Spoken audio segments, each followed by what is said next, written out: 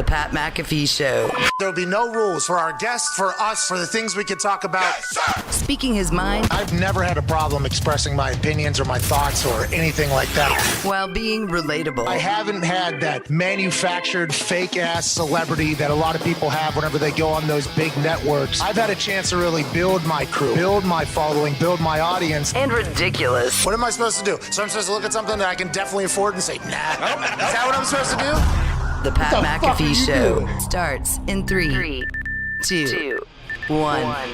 Hello, beautiful people. It is Feel Good Friday, June 17th, 2022, and this sports show shall begin right now. Let's ride. This week only, I think, right? This week's the last week of the 3-year run of us starting the show by saying let's ride, because that's what we're about to do in the sports conversation. Last night was a massive evening. Obviously, an NBA banner was won. A trophy was given by a substitute commish, and we'll have all conversations about it today. All the boys are here. At Tone Diggs, one half of the Hammer. Dahn, Cowboys. Tone, how you doing, pal? I feel great today. How are you doing? I'm good. Have you talked to your Hammer Don Cowboy compadre, Gumpy, and what's going on with his life behind closed doors? I have talked to him. He's been a little, he's playing it close to the vest with me. I don't know if it's like he's mad at me or something like that, or he just doesn't want, I don't know. He's a fucking vault right now. He's had a wild week. I can't wait to see how it all unfolds. I was hoping you had more information than we do. I don't know much either. The Toxic Table is here. At Ty Schmidt, you look amazing in your Yankees jersey. Hey, thank you very much. I mean, we still got a couple Stanley Cup games here, but it's baseball season. Okay, it is baseball season, I guess. And is that why you're cosplaying as well? You look like you're LARPing for baseball. At Boston Connor, the Celtics lose in dramatic fashion last night in the TD Garden. Steph does his big dick dance and gets an MVP. Your thoughts as the NBA season now is officially over? Well, I wish, the Celtics lost in dramatic fashion because they just got run out of the goddamn gym in the second quarter. Oh, yeah, I meant the event. The score differential was rather dramatic. Yeah, it was terrible. It was massive. Right. Yeah, it was one of probably the worst losses in Massachusetts for a home team possibly ever, especially in a game-winning situation, in a series-clinching situation. But we got goated. Steph Curry is unbelievable. That's their 4th title in 8 years, so hats off to him. I really just don't understand how you show up and go on a 14-2 run and then let the Warriors go on a 21-0 run into the second quarter. It was pretty pathetic. There was many times where I almost turned it off, and I usually never do that. It was cool to see, Steph Curry in the moment with his dad and, Draymond Green actually dapping up the Celtics players, because I thought, and I think you thought that this too, they're about to cut the biggest promo ever in Boston about Boston and bury all of them. And they didn't really do that, which I liked. But I mean, Tatum's 24, Jaylen Brown's 25, Marcus Smart's 28. Great learning experience for the boys. We'll be back eventually. But yeah, very humbling loss yesterday. Not even close to being able to win it all yet. And you put the baseball jersey on just to kind of... Yeah, I put the baseball jersey on, put the baseball pants on too. It's baseball season. Let's go Red Sox. Huh? Hey, here we go. Why not? Here you we buried go. the Bruins Didn't have the yesterday. Sox, huh? Buried the Celtics today. Now you got the Red Sox. Joining us now is a man whose mind for basketball is literally world renowned, beloved by everybody, a golf master now when he once wasn't, a man you could see on TNT all NBA season. Wish we would have seen him in the finals, but now we get a chance to chat with him. Hall of Famer, MVP, legend, Sir Charles Barkley. What up, Pat? How you doing, brother? I'm so thankful you joined us, man. I know you're very busy. Today has to be a busy day for you, whether it's golfing or talking about basketball. We appreciate the hell out of you. Hey, man, I ain't been doing shit for 2 weeks now. I ain't busy at all. Let's talk about... we were done with the Western Conference Finals, so I have done absolutely nothing but play golf since I've been off. But no, I ain't busy at all. I just tell people I'm busy because they always have a bunch of charity crap they want you to do. So I just lie and tell people I'm busy. Rather donate, obviously. Want the world to be a better place, but also the me time is well worth it. You had a hell of an NBA season, Chuck. Yeah, Hell of a season by you this year. It ended with you cutting promos over there in San Francisco. Let's dive into this a little bit. Last night, do you think that team is obviously cemented in dynasty conversation forever. And is Steph Curry worthy of all the convos now about him being Mount Rushmore and everything? Did you learn anything through this series about that team or Steph, or did it kind of end up how you thought, Chuck? Well, I think a couple of things. I think we can Isaiah Thomas can welcome Steph Curry to his table as the greatest little man to ever play in the NBA. That's just my personal opinion. I think that Isaiah's been the best little man forever. And I think with Steph winning this championship, because you kind of have to handicap those two with Kevin Durant. So you put him with him winning his second, in my opinion, it puts him at the table with Isaiah Thomas as the greatest point guard to ever play the game. And also, I think you got to give Bob Myers, their GM, a lot of credit because, a couple years ago when they made the Wiggins trade, it was like, I don't know. It was a head scratcher, and it turned out to be amazing. And also Otto Porter Jr., but the Wiggins trade turned out to be a gold mine. I mean, they gave him up really for nothing, and they think about it. Remember, they got Wiseman. Yes. In that deal. So what's really scary, Pat, with Wiseman, Kuminga, and Poole, this team could go on a real serious run the next 3 to 5 years.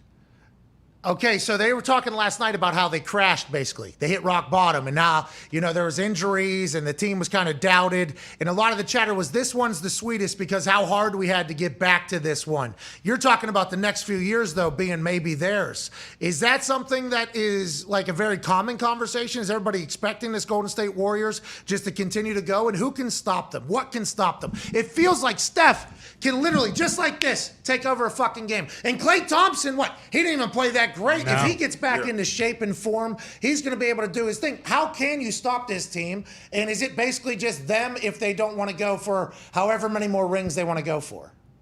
Well, I think it's really going to depend on the young guys because, Steph is obviously getting older. I don't know if Klay going to ever get back to being the best two-way player in the NBA. I mean, he's back as a player, but 3 or 4 years ago, he was the best two-way player in the league. But it's going to come down. What's going to come down to is how many guys are they willing to pay. You saw in the locker room last night, Wiggins and Jordan Poole were talking about we're going to get paid now. Yeah. Hey, listen, they can't pay everybody. They already got 3 max guys. And what are they willing to pay luxury tax-wise? Pay Wiggins, pay Poole. And like I say, they still got Wiseman and Kuminga. I'm a big Jonathan Kuminga fan. I think he's going to be spectacular. We haven't even seen Wiseman in 2 years, but they still got to pay Poole and Wiggins. So to me, it's going to really come down to dollars, how long they can keep this run going. Why is Steve Kerr transitioned so well into being a coach? Why does it feel like, for Wiggins, for instance, this is the best Wiggins has ever been?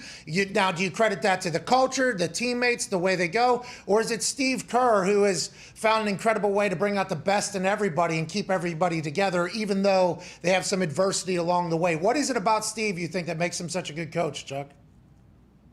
Well, I think being around Coach Popovich was a huge thing for him, Pat. I mean, in my opinion, he's on the Mount Rushmore of coaches, and he knows how to handle people.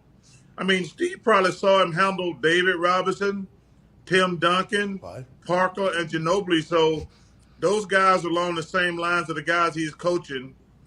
But I think the key with Wiggins is he kind of got screwed, Pat, being the number 1 pick in the draft. So when you're when you're number 1 pick in the draft, you're supposed to be all world. And now he can be like the 4th, 5th best player. And now you factor in like, oh, he was the number 1 pick. But now he don't have to be 1, 2, 3, or 4.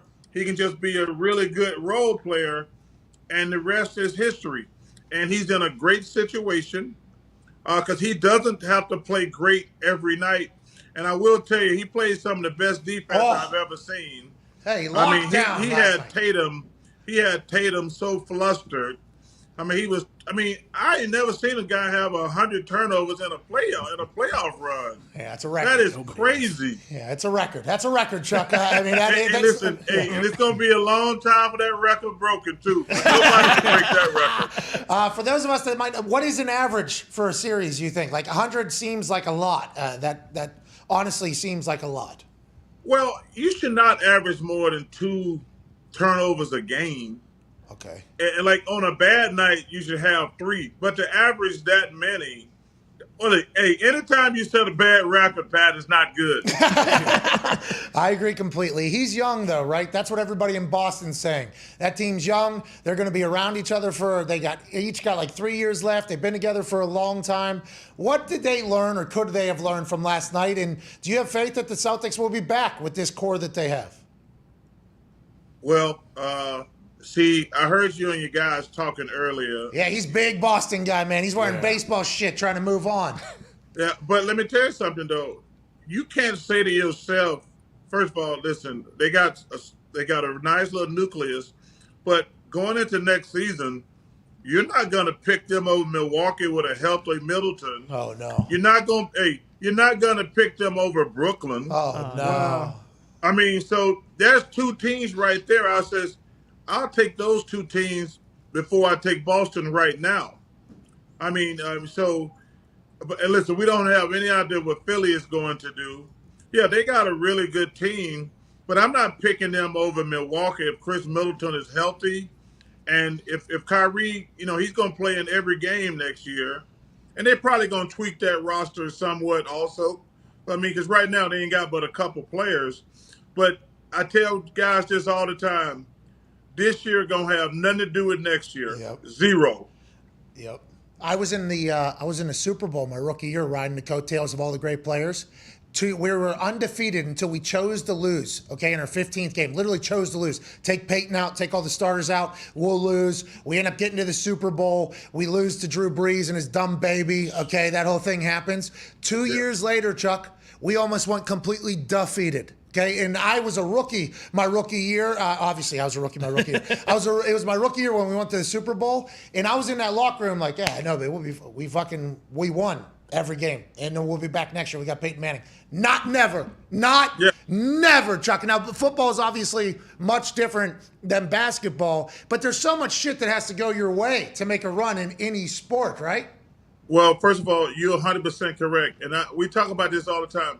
Every year, no matter what sports you play, is totally different. The notion that we got to the finals, I only got to the finals one time. And I remember talking to Allen Iverson one time. He got there one time. He says, man, I thought I was going to win like 2 or 3 championships. I said, yo, man, you don't win a lot of championships. It's hard to win championships. He said, I only got there one time. I said, dude, I only got there one time. Because you said something very interesting and smart. Everything has to break for you. I mean, you think about this. I don't think the Celtics beat Milwaukee if Chris Middleton is healthy. Yeah. I don't think they beat them. That's just my personal opinion. But I think most people would agree. If Chris Middleton is there, Boston does not beat Milwaukee.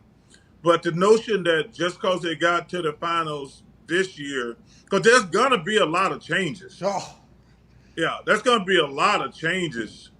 I mean, because teams have to understand, you saw it with the Tampa Bay Buccaneers last year. It was really interesting. Everybody like, well, this is the first time in NFL history they brought the same team back, every player. And I was saying to myself, I'm not sure that's a good idea because you have to get better. If you don't win the champion, even if you win the championship, you have to get better because those teams who butt you kicked last year, they're coming for you. But also, I think you have to bring in some fresh, hungry guys.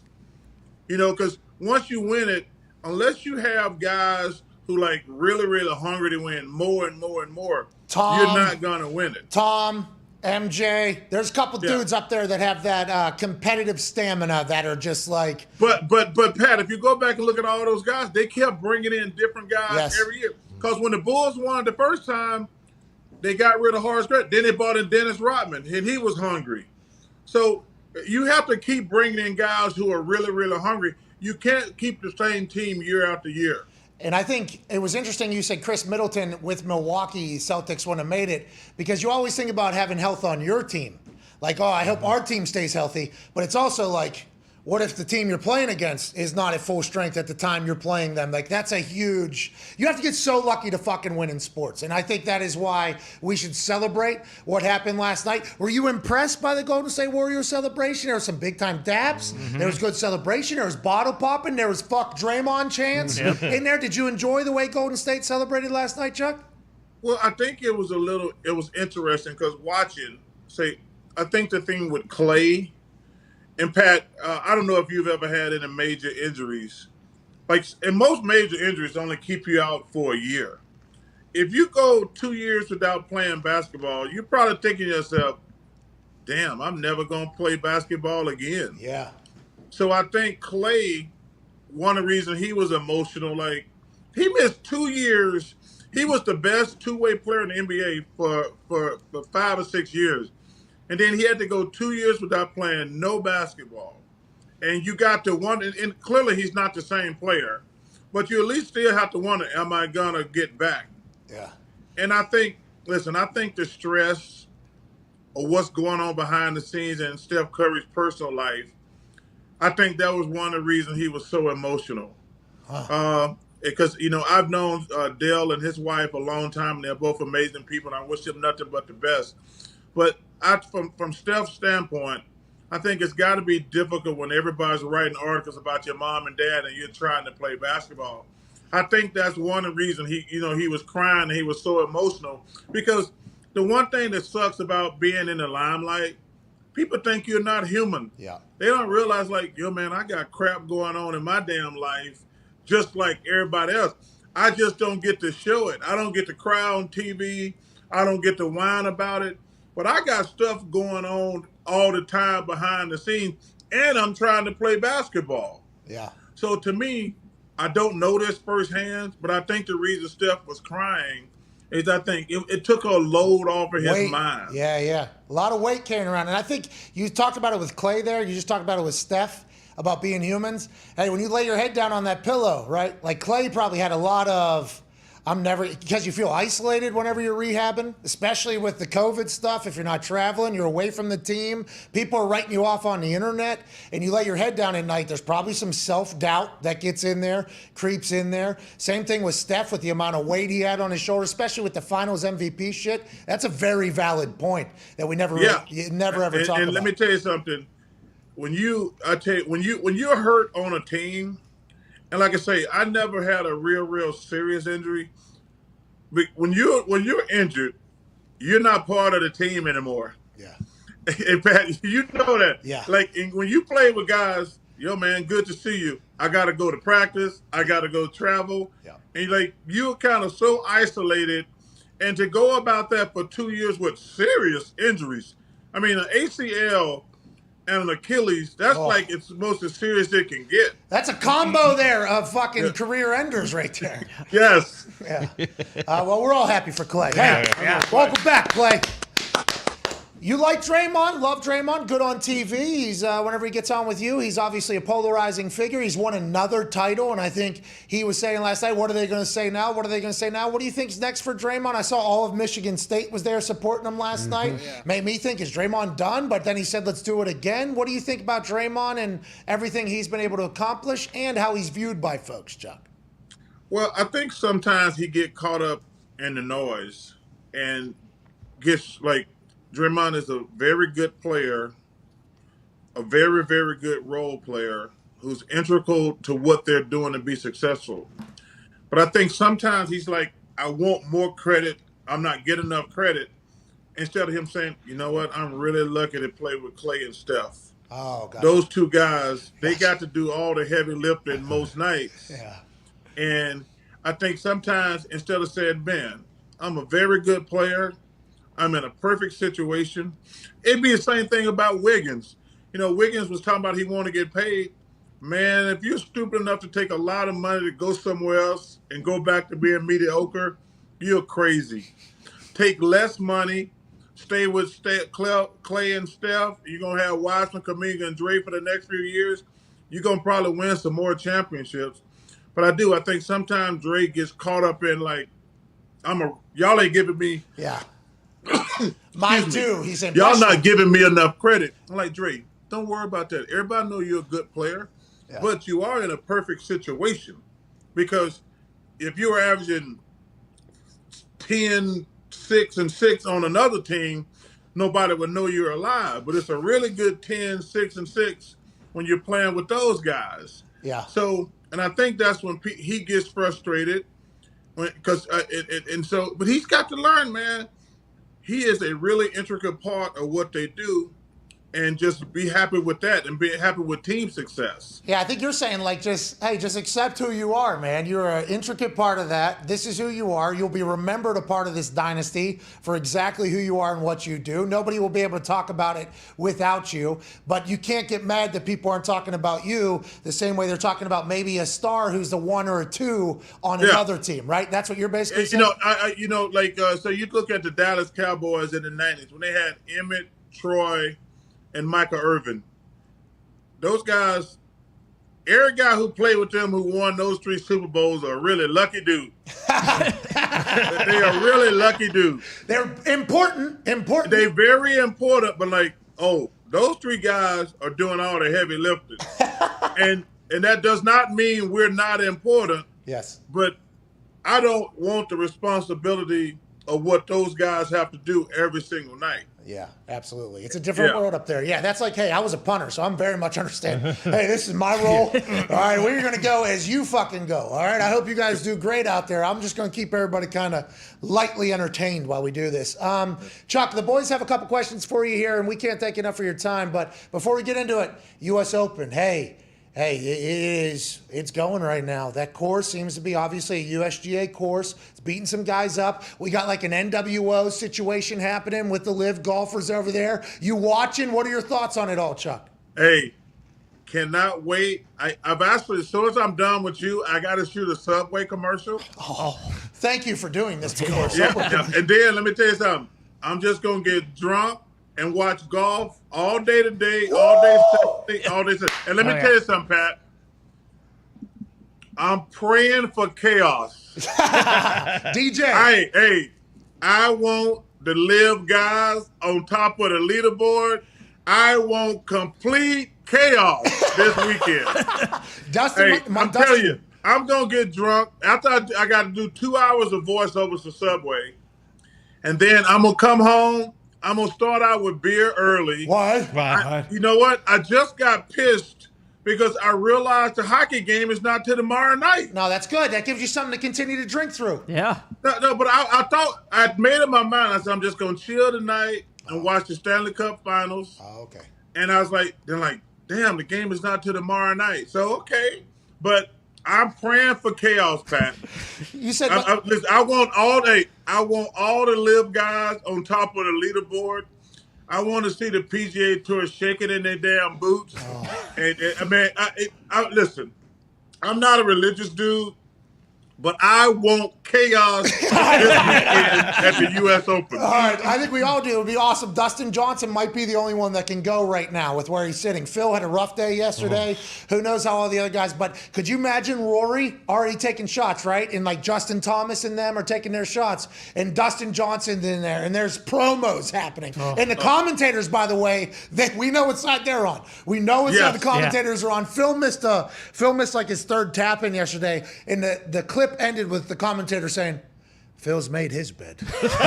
It's a real, there's chaos on the way, I think. Chuck, I honestly. Well, listen, you're right. I think I looked at the board. Dustin's the only one in contention. I would love to see Dustin against Rory and Justin Thomas because, man, that would be so awesome for TV. Because, like I say, I don't judge other people. Listen, if somebody gave me $200 million, I'd kill a relative. All right, that's it. I'm not sure we can do anything else after that. I don't know what the next question would be, but we appreciate the hell out of you, Chuck. Hey, I'm serious. Hey, they said Phil Mickelson got $200 million and Dustin Johnson got $150 million. Hey, for $150 million, I'd kill a relative, even one I like. Hey, I think that's just signing bonuses, by the way. I think there is. Yeah. I think it's, anyways, your golf game's getting there. You might be getting the same thing. Ladies and gentlemen, a man who's been knighted, a man who is, entered, how many years on TV, Chuck? 21. Man, thank you. You know, why don't you drink tonight, and your career should have a drink tonight, and watch some golf and enjoy life. We'll see you at Tahoe. You're the man. Ladies and gentlemen, Charles Barkley. Thank you. Thank you, guys. Thank you. Hey, you guys have a great weekend. Hey, you too, Chuck. Man, he's awesome. I'm going to go do 2 hours of Subway voiceover, and then I'm just going to get drunk all weekend watching golf. Start with beer. I was wondering what he was going to go into, Yeah. and then he couldn't help it. I got to get to the chaos. I need it to happen. He's got a tequila brand. And a wine. I think he's also associated with some wine as well. There has been another live guy who's creeping up. The man who people used to call Captain America, Patty Reed, has now entered the picture. Oh, here we go. Hey, commentators, hilarious. Yeah. I have not listened to an entire round or an entire day, so I don't know. It'd be rude of me to just say, hey, this is what they're doing for everything. But the clip that I saw, perfectly ending with him saying, after film 3, it's a 3 or 4 putt. Yeah. And the last one's like a 2-foot. 4 putt. Yeah, it's like a 2-foot rim out, shoot down. And that was not a gimme either, that next one. And literally, well, Phil's made his bed. And then they clip and they're going to another hole, obviously. It was just a cut up of all his terrible putting. And I'm like, oh, the commentators cutting promos like this over all the live guys? That is, because who are they hired by? The network, who probably has a deal with PGA. Oh, right. But the majors are different than PGA, right? Because PGA sold the majors to the majors, just like NCAA sold BCS to the BCS. So that's how the U.S. Open could say, hey, we don't care, come on. And the Masters could potentially say, hey, Phil, Dustin, you guys can play in our thing. But it's technically a PGA commentator and a PGA broadcast. Is that what it is? Yeah, it's all the same guys that expect. Well, normally CBS has the PGA events, ESPN has it during the week, and then CBS on the weekends. But these guys have all worked in and out of the PGA, been on the PGA forever, and yes, they have ties to the PGA. It's literally a perfect heel. It's like it's wrestling. Yeah, it's unbelievable. Speaking of wrestling, some massive news came out of the WWE this morning, and obviously I addressed the early headlines yesterday about me having no idea about any of this coming or happening or ever taking place. This morning, Stephanie McMahon is now interim CEO and interim chairwoman. And tonight on SmackDown, Vince McMahon, Mr. McMahon, will be appearing. Yeah. Unbelievable. Should be electric. This is going to be a wild. I have no idea what's happening when I fly into Minneapolis, Minnesota, this afternoon. This is going to be. I have Charles Barkley here to start the day. Great. And then I'm in Minneapolis, Minnesota, with obviously a company that's been around for a very long time that I've been a fan of for my basic entire life. And it's in one of the biggest, most crucial times in the history. And I'm just going to be right there. Right in the center of it. And it is so. My life is a glitch in a simulation. I understand that. And just like everybody else, I have no idea what's happening tonight. And I've sent out a couple feelers. couple of texts like, hey, with the tweet from the WWE saying Mr. McMahon will appear on it. And I'm like, how's this going? And the response I got was, nobody knew this was happening, obviously. Yeah. So, Can't wait. man, what a night. Let's get to a break. Honestly, what the hell is going to happen with all of it? Yeah. We all just watch along. I guess. Yeah. Gonna be nuts. We're back in 4 minutes with some phone calls, and we might do the news, dude. Oh. Yeah, nice wrap up to the week. In the second hour, we'll have host of Gravy and the Sleeves on Sirius and the Subpar podcast, Cole Snosty. Snosty will be on. He's live at the U.S. Open, so he'll be able to give us an update, hopefully, on everything. Allegedly, a little breezy day out there. Yeah, not great conditions. Course is fighting back today. Yeah, that's what USGA courses do. We know that every single year. Players don't like it. Some people love watching it watch the golfers get humbled. I personally enjoy watching them just Go low. All out. knock the ball over the yard, but I also like the steroid era in baseball when they were just hitting the ball all over the yard. I'm a big golf ball whacker guy. Sure. Always and that's have been. fair. Will How's he be. doing? But Happy Gilmore? Well, yeah, Happy. Well, we know Happy's doing well because he's Hustle playing did really basketball. good. Yeah, he transitioned. DeChambeau. USGA is not really. No, those no, types no, of no. courses are not his. They tear them up. Oh, yeah. Yeah, because he hits ball real far, and those Yeah. courses like, oh, you accidentally hit it an inch too far. Now it's going to roll 45 yards into a water. Right. That's right. And you're going to have to take a stroke and a penalty. And when you try to chip it onto the green, it's not going to be able to stop, actually. A lot of False dust. front. It's going right off the back. He's +3, tied for 65th right now. All right. Mickelson was at plus 11 earlier. Yep. Yeah, he was. He had a rough day. Ian Rapoport, third hour. I mean, let's go. Let's have a feel good Friday, Here we go. June 17th. We'll see you in about 4 minutes.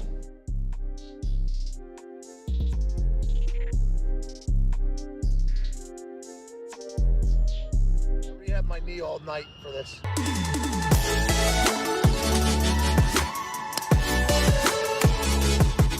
Oh my. Wow. He's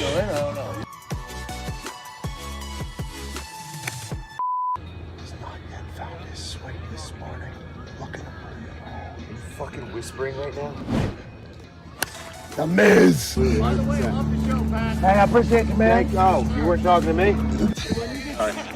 Hey, when you get sick of it, we understand. I don't like it because you hit a nice straight shot and it's like a small half swing. Annoying. Let me show you how it's done, okay? Because you line up your ball. See, you have that little line there. I can't do it.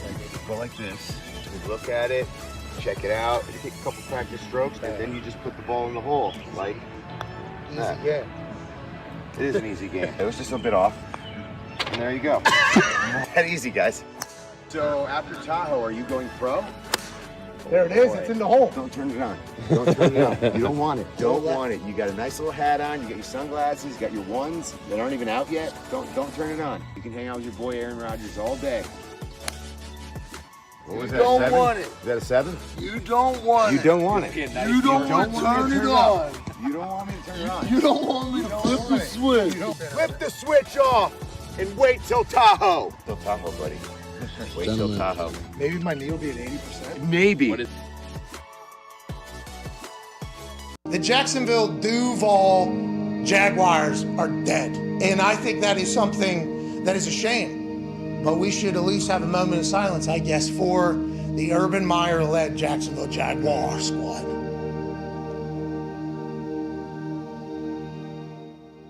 He chose one time not to fly back home with the team after a loss. Said, I gotta see the grand babies. That's right. The only babies he saw were those young ladies at the shop house that week. Couple fingers. Devil. He had to answer a lot of questions about that, but then he got back on track and started coaching football. Oh, yeah. Forget about the fingers. And they won. They won a game in London. How'd they win? It's because they forgot about the fingers. That's right. And then they came back to America. And they lose. And they lose. And they lose. And they lose. And anonymous sources say this guy fucking stinks. He's laughed out of meeting rooms. Everybody wants to smack him in the mouth. Attitude reflect leadership, Captain. Have a little mirror therapy, pal. A little bit. You stink. You guys ever get yourself one of these? I didn't think so, you losers.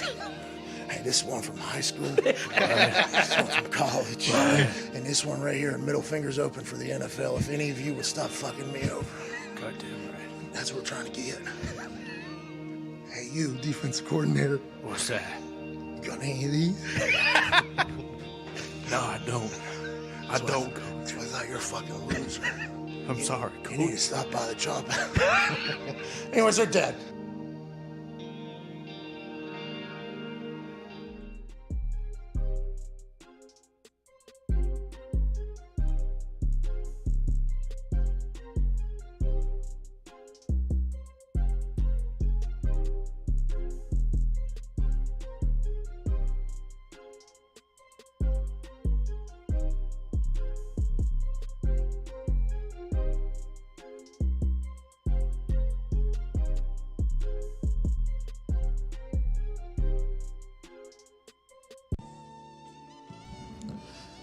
Oh yeah, that sound means we're back. Hell yeah. Feel Good Friday, June 17th, 2022. Just had Sir Charles Barkley on the show. Not bad. Incredible. The best.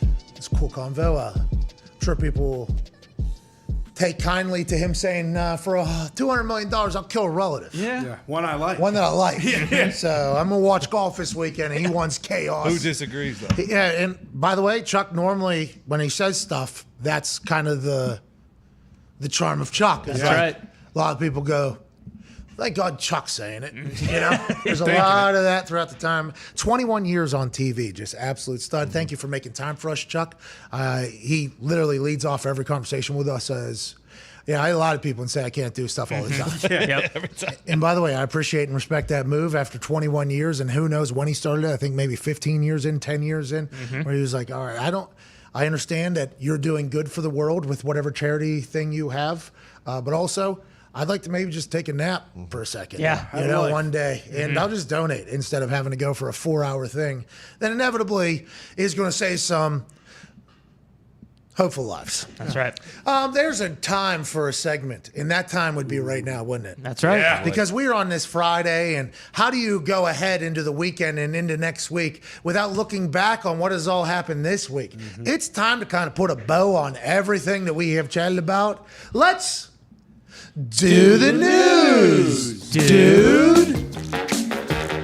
That's right. It's time for Do the News, dude. Oh, we should have put dudes.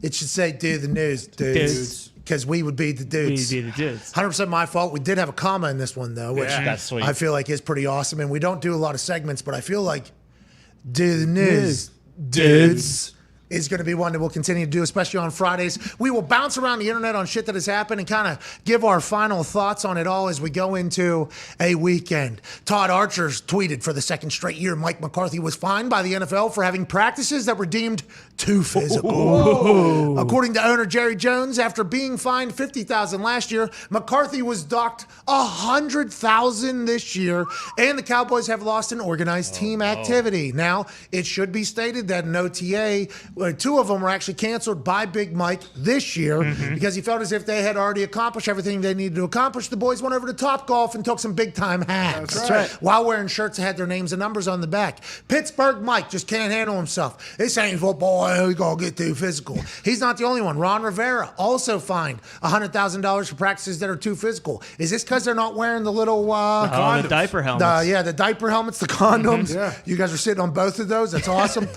Is that why it was? Were they making contact when they weren't supposed to? TBD. $100,000 fines, though, seems like a slap on the wrist, but they're saying you can't fucking do it.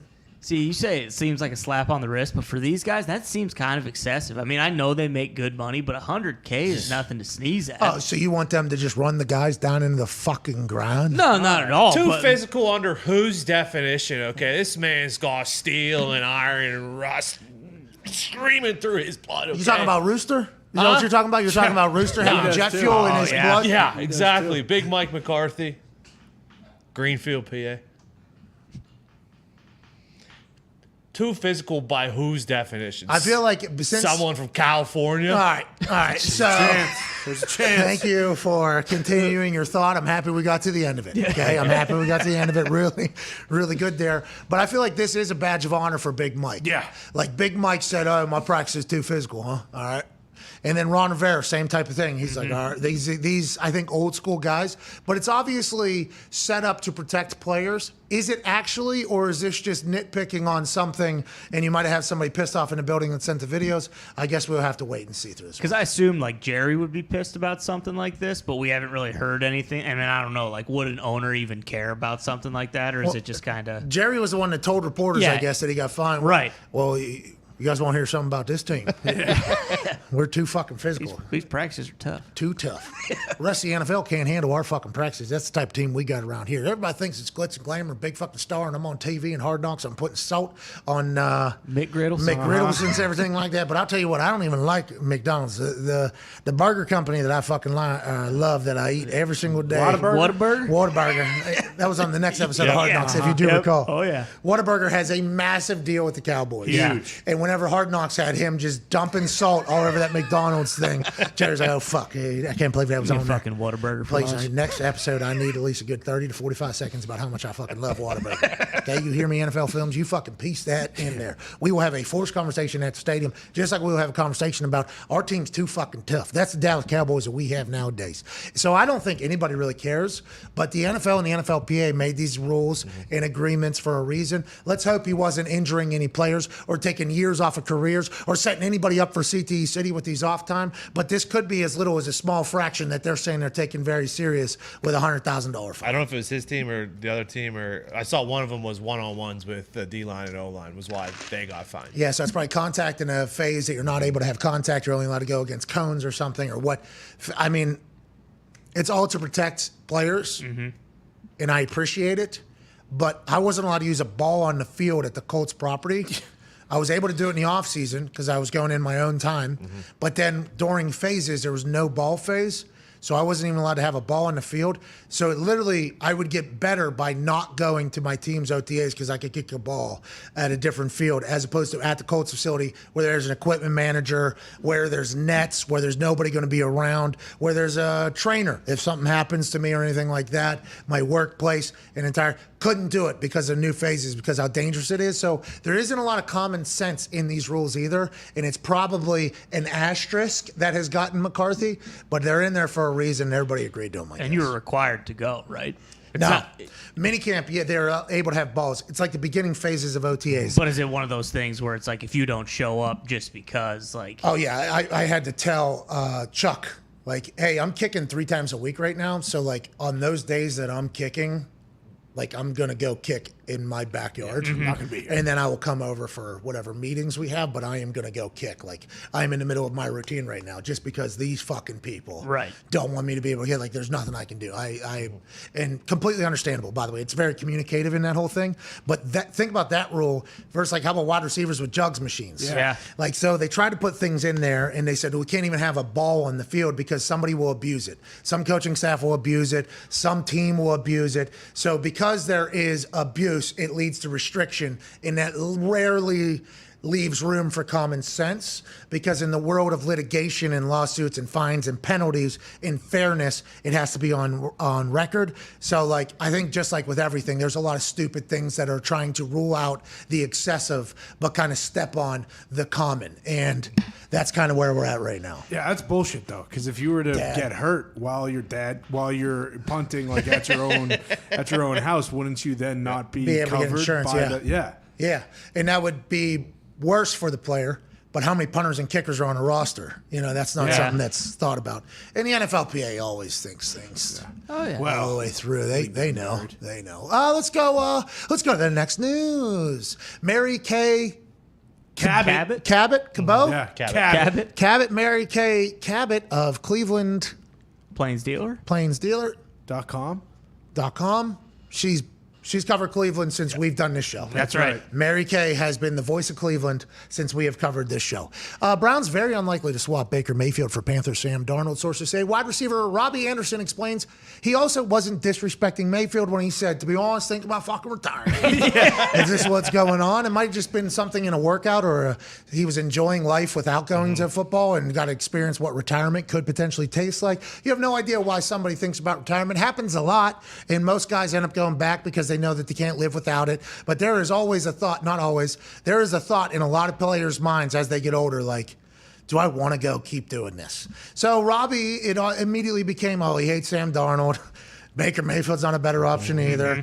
Who is Matt Corral? Yeah. Robbie Anderson's like, I'm tired of wasting my career. That's what everybody automatically ran with, when he is saying that's not what he was saying at all. Now, follow up. We talked about Baker Mayfield and the Browns and the Panthers being in the middle of negotiation, because the Panthers were hoping that Baker Mayfield could maybe attend their mandatory minicamp that happened this week.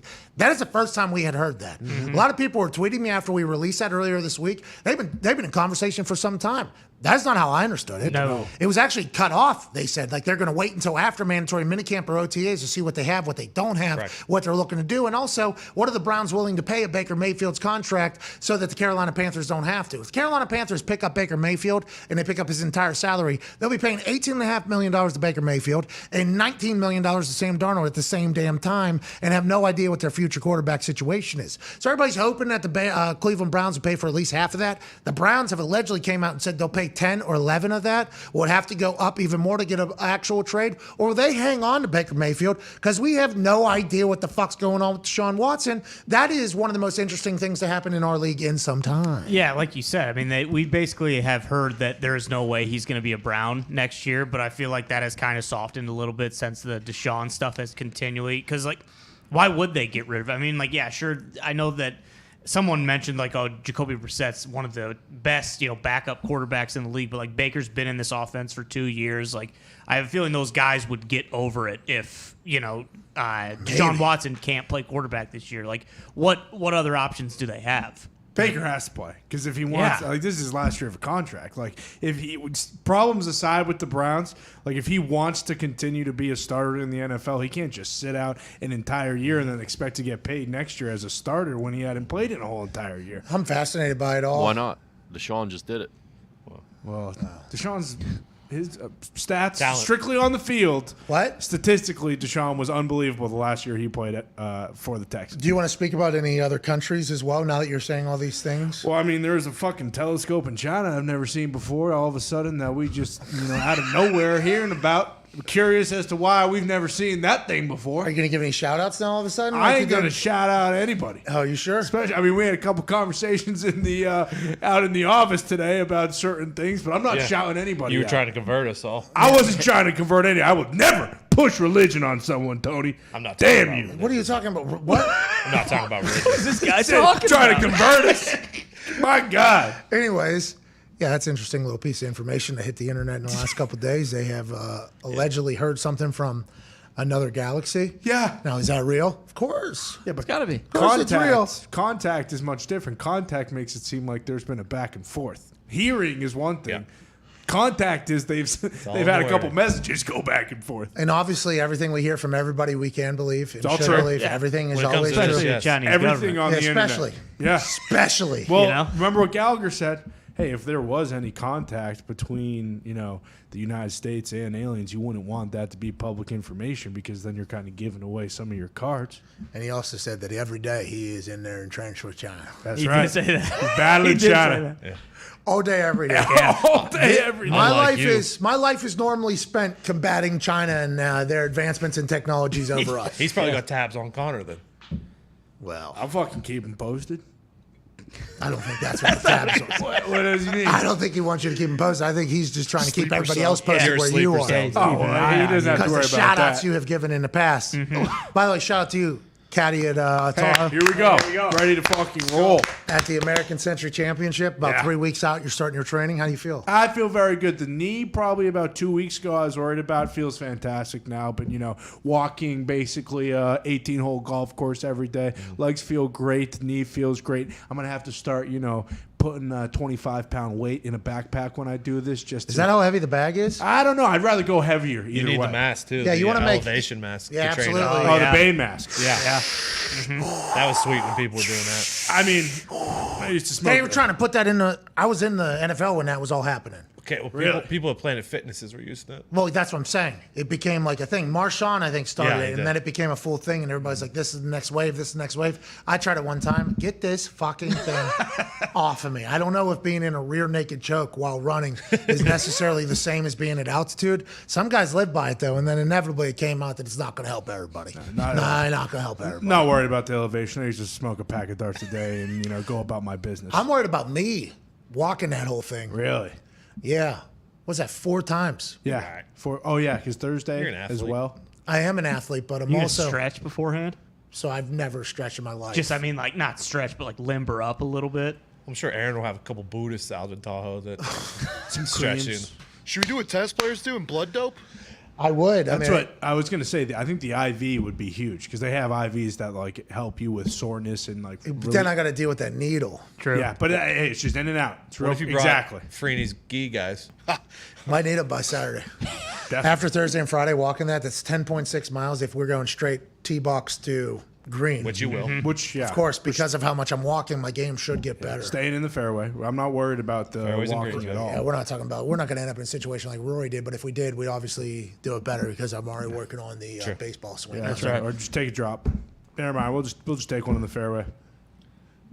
Can't do it because we're trying to compete. There's money on the line because I think there is going to be a free-to-play thing with FanDuel. Here we go. Where you can, I think we're going to be giving away a lot of money in the prize pool as well to project, if Connor wins Caddy of the Year. Sure. I fucking hope so. I'm going for it. I know you're training. Yeah. I think I have a real shot, but, I wonder who's going to be caddying for Chuck. Who's going to be caddying for Aaron. I think Shaq's caddying for Chuck. Really? Yeah. I don't think so. I think Chuck said that, no, That's I the like only my time without you. Yeah, that's why he golfs. Yeah. But then there'll be like, how many birdies? What's the final tally? How does the thing go? 18. So there's going to be a lot of people riding on how we do out there, Connor. You and me on the course. Yeah, I feel good about it because we've been playing a lot of golf. I feel like we Not this weekend. We got no rounds in this weekend. Yeah, I mean this weekend, that's next just kind week of, we'll be able to hit afternoons maybe. Yeah, and we could do 2 next week because this weekend's an anomaly. Like with Father's Day on Sunday, that's the worst day to golf the entire year, I think. And then Saturday, stuff. And also the only course that we really have a connection at, the rest of the city has a connection with as well. Yeah. Unfortunately, we did not know that. Well, we kind of did. Wow. We've learned it now. Yeah. We're learning it now. Great course, though. Great There's a course. reason why everybody loves going That's there. right. Oh, let's hit another news subject, shall we? We just covered a couple things that weren't in there. Pro Football Talks Mike Florio is reporting divide intensifies in league office over the handling of Deshaun Watson. Some still believe that he should not play until all cases are resolved. And recent developments have strengthened their position. 26 cases. Yep. That's not going to be over till 2030. Yep. If just the way judicial systems operate and access to courts, unless they're just getting one court for 26 straight, but you couldn't because it can't be the same judge. Probably it has to be different. I mean, it is a full, I don't know much about the court process and system, but all I ever hear is how long everything takes, right? Yeah. And if it's anything like the Johnny Depp Amber Heard stuff, which was a civil, very very high priced and high publicity thing. That was like 6 weeks long. 26 of those. I mean, I don't know how and what the decision will be made, but none of it looks good for Deshaun Watson playing football this year. And that's because how severe, how many, and the way it's been handled all the way up to this point. None of us really understand anything that's going to go on or going to happen, I think, at this point. When we might have had it figured out a month ago, we thought we had it figured out. Now, just as the days go on, it continues to become a labyrinth of, I don't know how this one plays out, pal. Yeah, it's insane. In Florio, I think it was maybe last week mentioned that there's a good chance that these cases won't even start until 2023. So to even think that he might be playing this season, I mean, I guess it's ultimately going to come down to Goodell's decision. And there's a lot of people coming after the show for covering this situation, the way we're covering it, asking us where we were when Roethlisberger was doing it. I was in my second year in the NFL. I didn't have a show. But I would like to assume that we would have talked about Ben Roethlisberger, what he was going through. So stop calling me a fucking racist. Yeah. Okay? I am about fed up with it. I am actually done with that. We have to talk about this. It's the biggest contract in the history of the NFL. Very serious allegation. Very, very serious allegations. And he's been steadfast that he hasn't done anything. But more and more people are steadfast that he has. It's a fascinating situation regardless if we weren't a sports show. Correct. An NFL show. It's none of us have a clue how it's going to work out, though. No, and then, when you think things are kind of settling down to get there's a big blunder by one of the lawyers, it's like, oh, this thing, is back. Yeah, if this guy's saying this on radio, who knows what else is going to happen in this deal? And I feel like we've given Ben Roethlisberger his fair share of Yeah, bops. I'd say so. I think throughout this entire thing. Everybody. Ben had 2 cases that were settled. He was suspended, and it followed him for the rest of his career. For the day he retired, big rape was trending. Yeah. So everybody just acted like Ben got off. By the way, if we were a show, we would have covered it then. How about that? Would have covered it. Quarterback of the Pittsburgh Steelers, one of the most storied franchises, where we come from. Yeah. Super Bowl champion. Would have talked about it for sure. Shame on us for not having a show then, though. Well, that's the thing. Like, I was thinking about responding to everybody and saying, I'm sorry that I fucking didn't retire until years and years and years later. That's on me. But we've got our shots in to make up time on Ben. Yeah, big time. Still got more in the chamber, too. They're sitting there waiting on Ben. Yeah, just in case. All right, hour one, wrap it up. AJ Hawk will be on the other side. I cannot wait to chat to this guy. Yeah, great post today. That was hilarious. Yeah. I think we all kind of get lost in the sauce of this show on a daily basis, that we forget that AJ has been the most offensive human we've ever encountered since day one. Day one. Hey, why don't you make your own cigars? Just like, why? Jesus. I don't know. You smoke 100 of them a day? Oh, okay. So I'll smoke garbage cigars as opposed to good ones I smoke now. Well, make good ones. Oh, okay. I'll fucking go be born somewhere else. So you can hire a company. Yeah, I have better things to do in my life. Great resource of All my right, time. sorry, AJ. Jesus. He'll be here in 6 minutes. Can't wait for that. And Nosti. Yes. Let's go. Hey, everybody knows I'm on Serious because Gravy and Sleaze. That's right. Obviously. What channel is that show on? Fucking Sirius XM Golf. Yeah. It's a good show. It's a good show. Hey, the commentators leaning hard against the live players. Yes, they are. Leaning hard. Makes sense. Kevin Na had something happen. I guess it is being reported on the internet. He missed a putt or something, and the commentator goes, "You know, in some tournaments you don't have to make the cut, but here you do, and +5 ain't gonna cut it." Oh, Pretty good. There's a full right. Was that the I thought he said that. I didn't know No, that's no, what no. the commentator said about it. commentator said that Oh on the my air? God. This is I mean, on some tours you don't have to make the cut. This one you do. 5-0 probably isn't going to make it. yeah. That's Love awesome. it. Let's go. And then they cut to another shot. Here's Rory McIlroy, a pristine individual with a beautiful golf swing that is representing the sport of golf in a beautiful fashion. Oh, he did miss the green, but he'll be able to get back. Let's go. Easy up and If down. you for see Rory. if you see the Phil. wind, the wind got him. The wind The got wind Sid. is terrible. Here's Phil on a much less windy hole down here. Easiest hole today. Oh, bad shank. Sorry about it, Phil. That's a real fucking shame. That's going to be tough to get out of down there. Let's get back to Justin Thomas here. Justin, putting for double bogey. It's been a flawless hole for Justin. He found himself in a bad spot with the wind, and the fans actually grabbed the ball and ran away with it. This is not Justin Thomas's fault. He just missed the gimme. There was a pebble down there. Still an unbelievable scramble from What a- Jason. One of those fucking live players put a pebble on the Would have course. thought there would have been a 10 here. He managed to save an 8. What a fucking play. But let's go over to Sergio Garcia. Sergio Garcia, known to be a despicable human being. Is that what the weekend's going to be? It sounds like it. Yeah, depending on how many of these guys make the cut, I think so. Live. This is what you guys need to do, okay? Take a lesson from the Monday Night Wars. Yins wear all black. Black polo, black pants, black shoes. Okay? Seen Phil dress like it the other day. DJ will probably look incredible. You put LIV in NWO font. You wear a black hat with the same thing, and you walk into every tournament like that. That's what it's becoming. Commentators are against them. Yeah. PGA players are against them. Hey, you're all you got over there at those True. majors. Think about that. Remember that. And for all of us, we'll know immediately who's with who. Yeah. You got costumes on now. Oh, he's a live guy. Live guy. Rimmed out. Oh, let's hear what the commentator said. Horrid putt, bad golfer. Why is he here? Let's go the other way. Let's get to a break. We'll be back in about 4 minutes. It is going to be an incredible weekend of golf. Yeah. We just need one live guy in the hunt on Sunday. It looks like DJ will make the Reed and Bryson will make it at this point. Let's We have a new leader, though, Scooty Scheffler, right? Yeah, he's the leader in the clubhouse at 3 under. There's 6 guys at 3 under, but he's the only one that's finished his round. Where's DJ at? DJ's even. Here we go. Here we go. Rory still hasn't teed off. He was 3 under yesterday. All right, we're back in about 3 minutes or so. Can't thank you all enough. AJ Hawk will join us with some real positivity, guys. Hell yeah. See you then.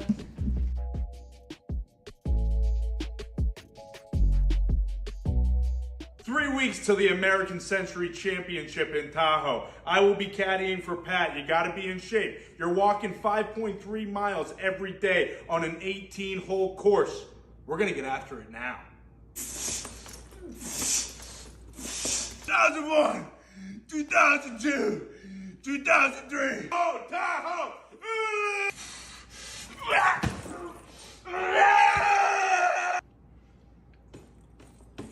Good workout. What? Get some water in you. Get some water in you. Let's go. What's up? We're like 20 minutes before the show starts here on this Feel Good Friday. Boom. You probably would never see you again. We're out of here to Grand Rapids, Michigan. What?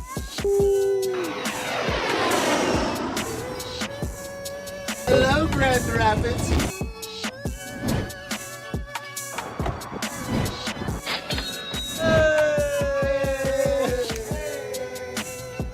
Such a piece of shit. What?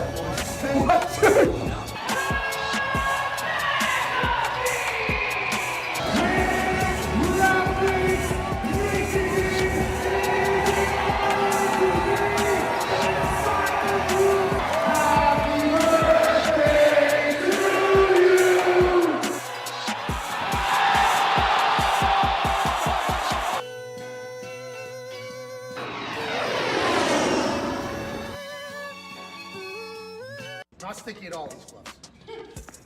Yeah! Did you see that? That's what I thought. Not sticky at all, these gloves. Man, you grab Not that. sticky at all. Yeah! These gloves are just like so slick. They're so slick, it's hard to catch stuff. Shit! It's so difficult to catch stuff. I don't know how these kids are doing it. You know, I have no idea what's going on.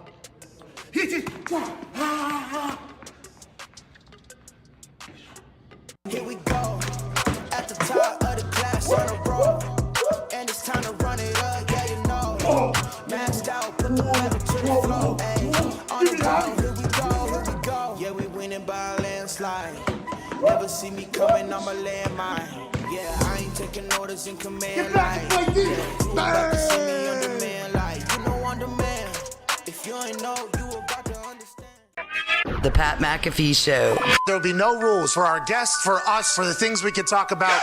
Speaking his mind I've never had a problem expressing my opinions or my thoughts or anything like that. while being relatable. I haven't had that manufactured fake-ass celebrity that a lot of people have whenever they go on those big networks. I've had a chance to really build my crew, build my following, build my audience. And ridiculous. What am I supposed to do? So I'm supposed to look at something that I can definitely afford and say, nah. Is that what I'm supposed to do?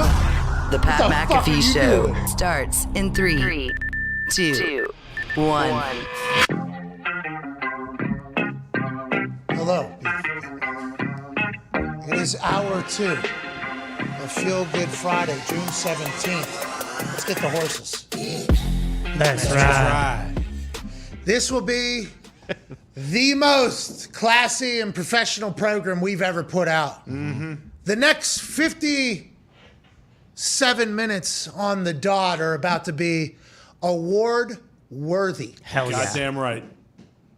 Professionalism to the 200th degree. Hell yeah. We'll show All-time you. high. And joining me on this epic adventure of saddling the professionalism horse and let's riding out into the world of sports chatter when we're in the middle of the off season, there ain't shit to chat about, is the Toxic Table at Ty Schmidt and at Boston Connor, both cosplaying as baseball players today because we are officially into the meat of, oh fuck, we got to pay attention to baseball now season. Yeah. That's right. I love it. I absolutely love it.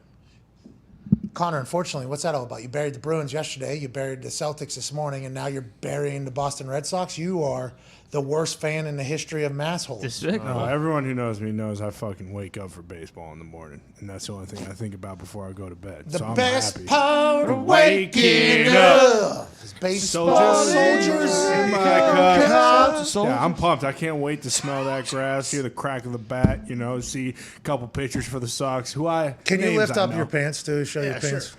I mean, I just figured if we're gonna do baseball, we're gonna do baseball, and I'm pumped about it. You know, Where's your stirrups? I actually slept with my glove last night. Kept Nice. the softball in it. Make sure you know it's fresh, ready to go in case I got to take the field for the Sox this year. Maybe you know the Indianapolis. Whose name I won't say because they still need to change it. They might need me out Whoa! there. But Easy. I'm just happy, you know, baseball's back. I'm pumped. I mean, shit. I know the players on the team. They're all doing well. What's interesting, you're choosing to do that this morning as opposed to, you know, kind of slum in the loss that was last night that your right. team's never going to make it back to the finals. That's what Charles Barkley just said. Yeah, that he did. is- Sorry about it, he said. Sorry about it. Yeah, I mean, the thing is, they're plus 8,000 in the middle of the season. Like, they weren't supposed to go that far. And I said this morning.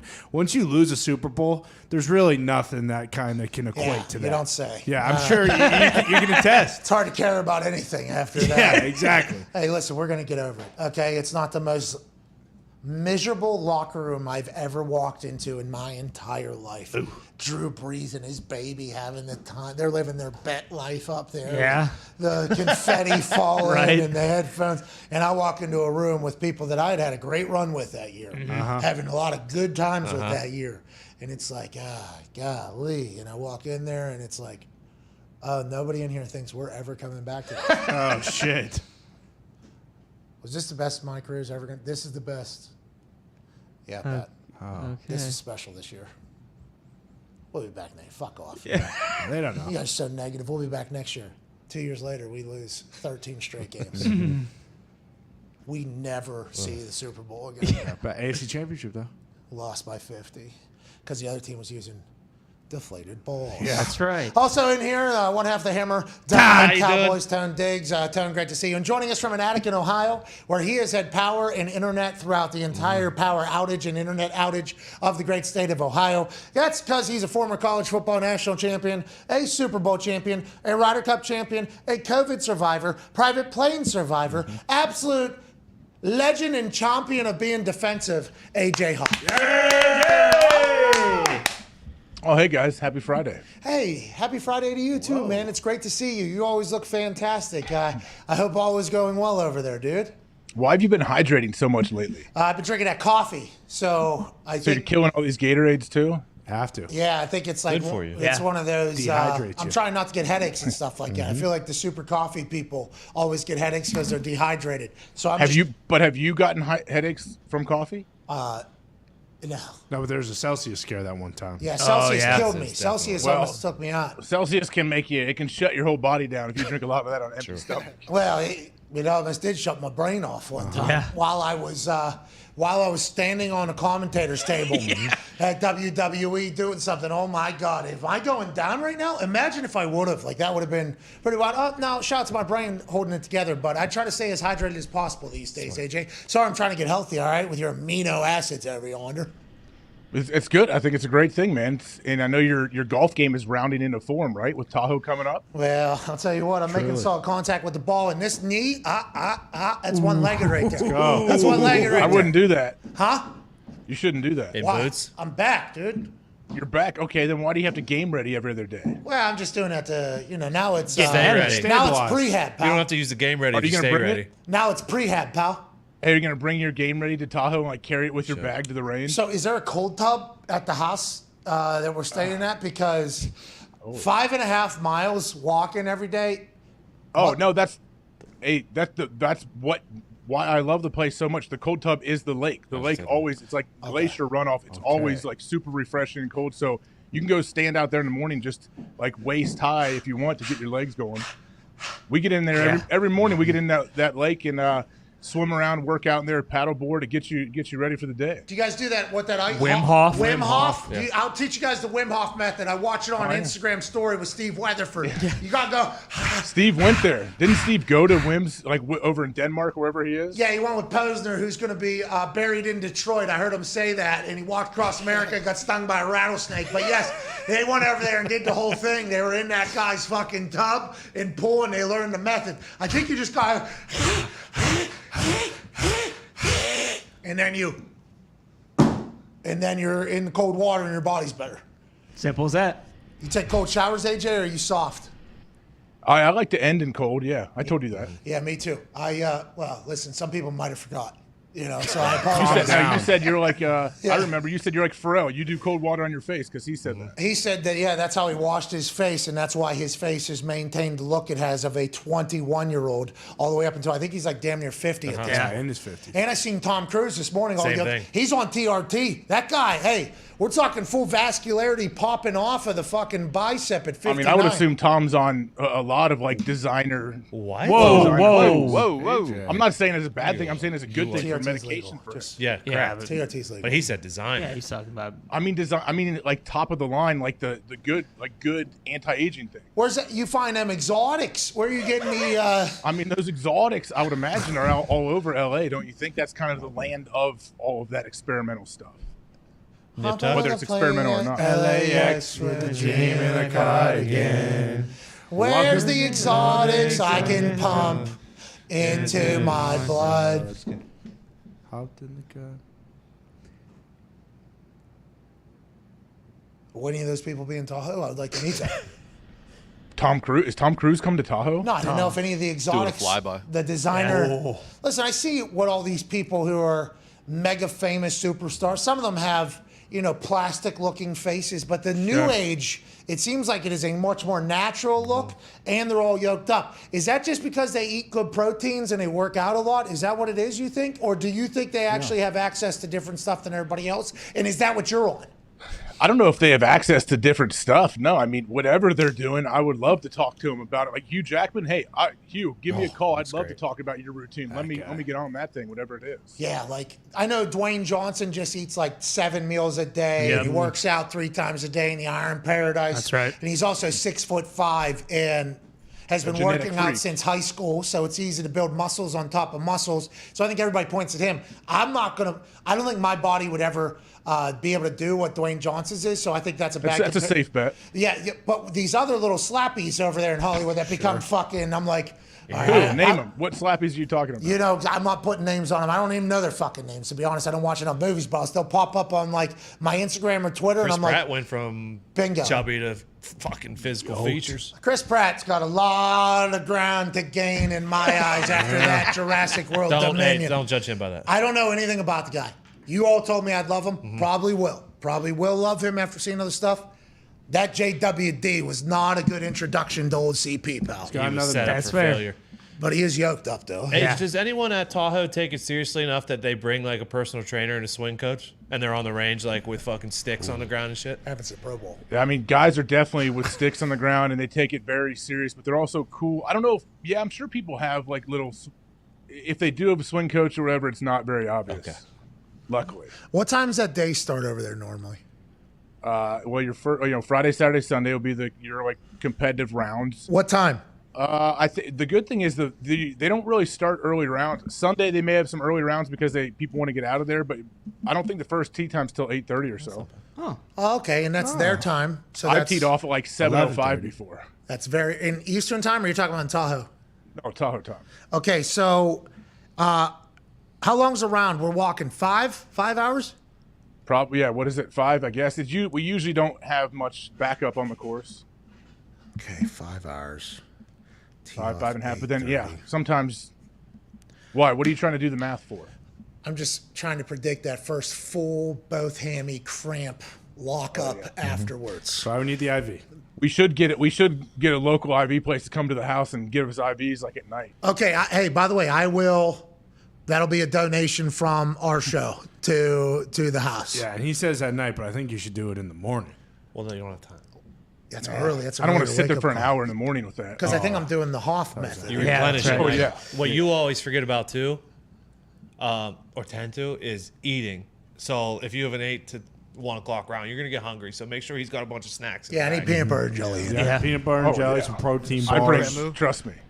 Bring it pack as much as you can into that bag because Connor can handle it. I do the same thing to my brother. I had a Magnum bottle of champagne in there one year. Oh, just in case? Just in case? Well, it was because they gave it to me for winning the long drive, and on Sunday he opened it up like halfway through the round. He's like, "Are you kidding me? You have a full gigantic champagne bottle in here?" I was like, "Oh, my bad. Thought we had that out." Hey, sorry about the bricks I put in the bag. Yeah, for that's you to bad walk caddying, around though. with. Yeah, I mean, that's bad caddying. You got to know what's You gotta check the bag. Yeah, caddy's got to know what's in his bag. I mean, what is this guy doing? Is this thing in Nevada or California?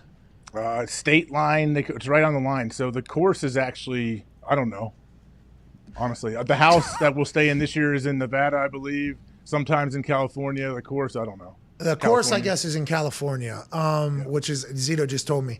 So I'm right allowed across just the street. So am I allowed to just walk around smoking dope? Oh yeah, legal both states. Yeah. In the course. Well, in recreational states, are you allowed to just smoke dope out in public? Like a golf course, I think you could. I don't think you're allowed to just walk down the street.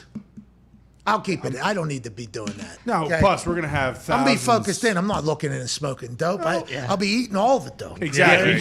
There you go. Eating all of the dope. So many. 8:30 in the morning, I'm going to have to start macro dosing myself with edibles at like 6:30 a.m. I have to set an alarm for it.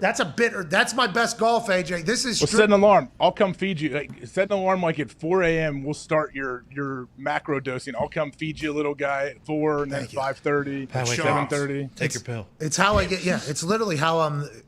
It's my best golf I've learned about me. I've been doing a lot of self scout on my You golf. and Chuck. Well, Charles Barkley's the man. He No, said, no, Chuck Pagano.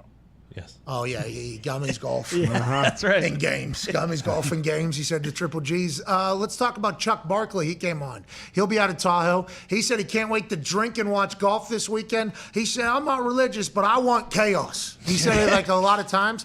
I think that's what we're all looking for, AJ. This is great for golf, I think. Even people that aren't diehard golf people, if they find out that there's an actual divide happening in one of the biggest tournaments in the U.S. Open, commentators are in on it, Barry and the Live golfers, other golfers are in on it. I mean, there's a little bit of drama now and controversy, let alone the course beating the fuck out of everybody, AJ. Well, it's something we've never seen before, right? At least I don't know if I haven't paid enough attention to golf, but Greg Norman tried to start something back in the day, I heard, that was shut down pretty early. Now he has this, that he's like the chairman, whatever they gave him as a title. But is it good for golf? Is one going to win over the other? Is one going to buy out the other? Like, that's what I want to know. I don't know. I think the Live people are certainly pumped that it's being talked about, right? I mean, the PGA's not going to, they can't. Obviously, the tour's not going to sell, but. Maybe. You don't know that. Well, the tour. Man, can you imagine how pissed people would be? Well, I brought this up whenever Monahan was like, I have friends that died in September 11th and their families, obviously, with all this thing. I'm like, oh, those are very serious words, because if they're offered multiple billions of dollars and they take it, it's like. Or, yeah, it'd be hard for them to turn it down. Or if they came to him, the commissioner of the PGA, hey, what are you making? You make like what, $2 million a year? We'll give you 35 a year. Oh, okay. Well, I'm gonna have to think that one over. Oh, 35 is not enough. How about 55? How about that? And then you got to just walk back everything you've ever said and do this whole thing. And by the way, we like to live in a world where we would hope that people will say, I am standing by the right decision. And as somebody who has actually turned down money because I thought it was the right move, and then inevitably had to be draped in that company's gear 1 year later for decisions that I did not make, I felt like an absolute asshole. When Phil Knight spoke at Joe Paterno's funeral, I said, all right, I'm not doing it anymore. I mean, I've heard enough about it. I don't want to be a Nike. You guys aren't giving me enough money or anything. Andrew doing this whole thing. I no longer would like anything from you guys. Give me no more store credit, give me no more anything. And they're like, all right, okay, is what they said. And then Nike got the entire NFL a year later, and I had check marks all over everything. So it was quite a moment where I was like, I'm going to take a stand. And then the NFL was like, you're taking a stand. Yeah. We are going to take this multi-billion-dollar deal that we're getting. So it's all interesting because you never know what's going to happen in the future. Who's going to make what decision? Where's dirty money going to end up coming from for something else? And then it's why it's very difficult to kind of judge somebody who takes $200 million for something that they would have never been able to make in their entire lives. But also, I like the fact that we're at a point in time where enough people are taking ownership and saying we don't have to continue to do things that we did in the past, and we can maybe make the world a better place. We will just keep an eye out, observe and report, and tell you how it's going. Yeah, and something that got lost in Phil's whole thing while that entire $200 million contract, came out was like, hey, I have a chance to, stick it to the PGA and also kind of hopefully change how the PGA Tour does things. So like if future generations all of a sudden get, guaranteed money from the PGA, are they going to look at Phil the same way, or are they going to kind of look at him as someone who helped them? ESPN caddy. Mm-hmm. Yep. Michael Collins. That's right. Mm-hmm. Call me. He is a comedian as well. Yes. Former caddy on tour. He works for ESPN. He was on screen with Stephen A., ESPN caddy, and Dan Orlovsky. That's right. They were talking about this whole thing, and ESPN caddy, Dan O., we'll give you a clip, okay? ESPN caddy was chatting about how for a long time he has had conversations with middle of the pack PGA golfers. So they said, hey, we're very lucky to do this for a living. We make good living, but this isn't going to last forever. And there's been a problem with no money from PGA Tour for their athletes. They're the only league that's professional where the tour, nobody representing the tour gives guaranteed money to the players. You have to go earn it. Everything is incentive based. Now, there's obviously marketing and everything like that. But the fact that the PGA Tour has been able to get away with this for so long, I think there's a lot of golfers that have been like, hey, this is bullshit. This is bullshit. This is bullshit. But that's not how you go about handling business in the golf world, because everything's supposed to be behind closed door, professional, be classy, for the good of the game. Sure. For the good of the game. So this is how it's been done for the long time. Gentleman's game. Gentleman's game. You think you deserve more fucking guaranteed money than Nicholas Tiger and them? Absolutely not. This is just how it is. The prestige of the tour or whatever. Right. And everything like that has happened for a very long time, I guess, behind closed doors. So this could potentially change the PGA Tour. Now, the PGA Tour is still relying upon morally. This is bankrupt, what all these players are doing. But it's, if more players end up going over for the massive guaranteed monies, coming back to the majors that the PGA Tours cannot run, and the commentators, I guess, can still bury them, they're going to at some point have to offer up some cash to people. And I think it could do a lot of good for a lot of golfers that we don't really know a lot about, unless they have a hot run on Saturday and Sunday and peek into the leaderboard with the players that we normally know about. Well, it could do good, but the thing is, if they do end up giving these guys guaranteed money on the PGA Tour, which, yeah, it should happen, they can't give them anywhere near what they're getting for LIV, though. Like, not anywhere. What do you, okay, hey, guys, hey, every year that you have your PGA Tour card, we're going to give you $75,000. Like, that'd be great. That would be awesome for a lot of guys. It would help a lot of dudes out. But is it going to do anything compared to LIV? So there's what, how many, 100 and some guys? 75,000, what's that, 7.5 million? Mm-hmm. So you could up that to an amount of money. Hey, this is how much money we are going to guarantee into contracts every single year. 7.5 is not enough. But I'm saying if they were to say, like, hey, we're going to give $100 million worth of guaranteed contracts to our golfers, so at least it is something that happens like that, it's going to be a lot easier, I think, for people to swallow the morally we're better than everybody else thing. And we're the only golf tour, only professional thing that doesn't pay our players, aside from the NCAA. And now those guys are even going to be making some money. And it's fascinating. Even if it wasn't like $1 million a year, and obviously it might add up to somewhere close, but what if they did like $250,000 and they cover like travel, and they also is that flying private though? Big guys fly private. They're not covering that. Well, yeah, but the big guys are flying private because they have a lot of sponsorship money already. So it's like a a give and take. But at least joining us now is somebody who knows a lot more than we do. Mm-hmm. Host a Gravy in a Sleeve. Hell yeah! On Sirius, I believe he is the Gravy, the Sleaze. They're both great either way. Is he both of them? He might. He's not Sleaze. Okay. He's not Sleaze. He's Gravy. He's the Gravy. Okay, Gravy of the Gravy and Sleaze on Sirius. Also one of the hosts of the Subpar podcast. He's currently live in Massachusetts at the U.S. Open. Friend of the show, Cole Nay. Hey! What's happening, guys? How's it doing? Hey, how's the tension? By the way, thank you for joining us. How's the tension over there? Is it real? Because we're hearing the commentators talk about the LIV golfers is hilarious, and I know there's hours and hours and hours of coverage, and we're only hearing little snippets, but is there an actual feel of divide over there or no? I tell you what, I was out at the golf course Wednesday, and it was very, very interesting, to say the least. The guys that obviously chose to go play LIV, you can see it's different than it was 2-3 weeks ago. There's no doubt about it. I mean, we're at a major championship. Obviously, tension is running a little high, but just the interaction between the guys on the LIV Tour versus the guys on the PGA Tour, it's different than it used to be. Cole, what has it done with the players and the media and their relationship? I've seen some players obviously are getting annoyed having to answer questions about it. How has that been? Yeah, it's got to be frustrating, I would imagine, for the players. I mean, here they are getting ready for the U.S. Open, a major championship, and they're having to answer questions about this LIV Tour. Like, I would be annoyed with it too, but at the end of the day, this is the biggest news in the game of golf, so we got to talk about it.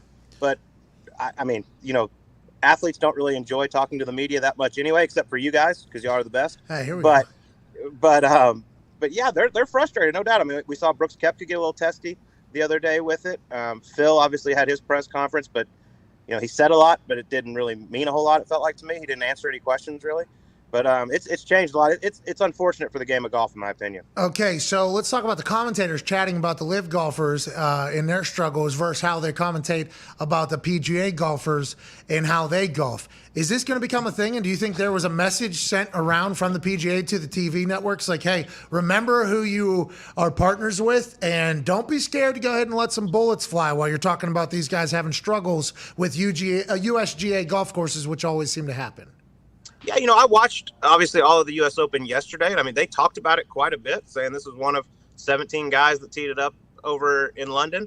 Yeah, I think at the end of the day, you have to realize, like CBS and NBC, we are partners with the PGA Tour. So, we're obviously very, very biased towards them. But at the end of the day, I mean, if one of these guys from the Live Tour ends up winning the U.S. Open, I mean, we got to give him his credit. Hey, that's great for golf. Do you think it's great for golf if one of these Live guys is up there in contention? Do you think that type of drama is good for outsiders that aren't necessarily in the golf world to maybe be interested a little bit more? That's a great question. In my opinion, it's kind of like everyone's hating on the competition over there right now. Like, it's not a real tournament. They don't have the strongest field in the world. So if one of them comes over here and wins this week, then yeah, obviously it gives more credibility to that tour, which for me, I'm a PGA Tour guy, so I'm hoping that doesn't happen. Yeah, you're hoping that your team ends up winning this. Let's talk about the USGA and how it is every single year. Their courses beat the hell out of golfers. Is that just something that's understood from the days you begin golf, that the U.S. Open is going to be a little bit different than everything else? And do players usually hate this type of thing or love this type of thing? I think the best players in the world absolutely love this because it's harder than hell, and that going in. It's going to test every bit of your game. And normally, the best player wins this week. You can't fake it around a U.S. Open, or let alone a USGA event, and win. They've gotten a lot of criticism in the past for the way they set up their golf course. Ever since they brought Jason Gore on board, I think that has totally changed. Jason Gore being a former PGA Tour player and a winner, he knows what he's doing out there. And I think this week, I mean, you look at it, I mean, it's a fair test. It's hard, but if you play well, you can go out there and score. We saw Brooks Koepka shoot 3 under today. But this is one of those golf courses, I think it's going to be really, really hard for somebody to run away from somebody or run away from the field. I mean, it's going to be a bunched leaderboard coming into Sunday. Oh, packed house. Colt, do any golfers out there on tour actually like the USGA and ever say anything good about them? I think, like I said, since they brought Jason Gore on, it's definitely turned around. Jason Gore is one of the most well-respected guys out there. I mean, great hire. He's the man. But before then, it was rough for a while. Did they pay him a bunch of money, guaranteed, to come over and join the change the ranks there? I sure hope so. I mean, they had to move from California to New Jersey, so I hope they paid him a hell of a lot of money. The USGA is known for copyright strikes on the internet too, right? Oh, yeah. The USGA is a different world. How does that work? What's the PGA? What's the USGA? And then all these majors, the PGA doesn't oversee them. They're just their own entities as well. Yeah, all 4 of the majors are just all on their own. You got the USGA, the RNA, the PGA of America, and then obviously Augusta National. The PGA Tour has nothing to do with these, so therefore that's why they can't say they can ban the live guys from major championships. It's up to the individual majors. But the TV rights deals include the majors with the PGA negotiations? Yeah, so CBS has the PGA Championship and the Masters, and then NBC has the Open Championship or the British Open, and this week at the U.S. Open. And does that bundle in with the overall deal that the PGA Tour does with them? Yeah, so it's different. CBS pays some, NBC pays some, but that's how the TV whole network contract's a little bit above my pay grade. Okay, but it is PGA people commentating over all of these majors this year. Oh yeah. So obviously when our CBS team has it, we're out there. But this week NBC, it's Paul Azinger, Dan Hicks in the booth. They have the Open Championship and they have this week. So this is going to continue to be. Oh yeah. Hey, let's go. This is, I think, personally, good for golf, but I think the golf community is going to hate it. I think the golf community is going to hate the amount of chitter-chatter. I would say this. I mean, listen, would you want an NFL where half the stars play in the XFL and half play in the NFL? Like all your big-name guys. That sucks. You want all the best guys to play against each other week in and week out.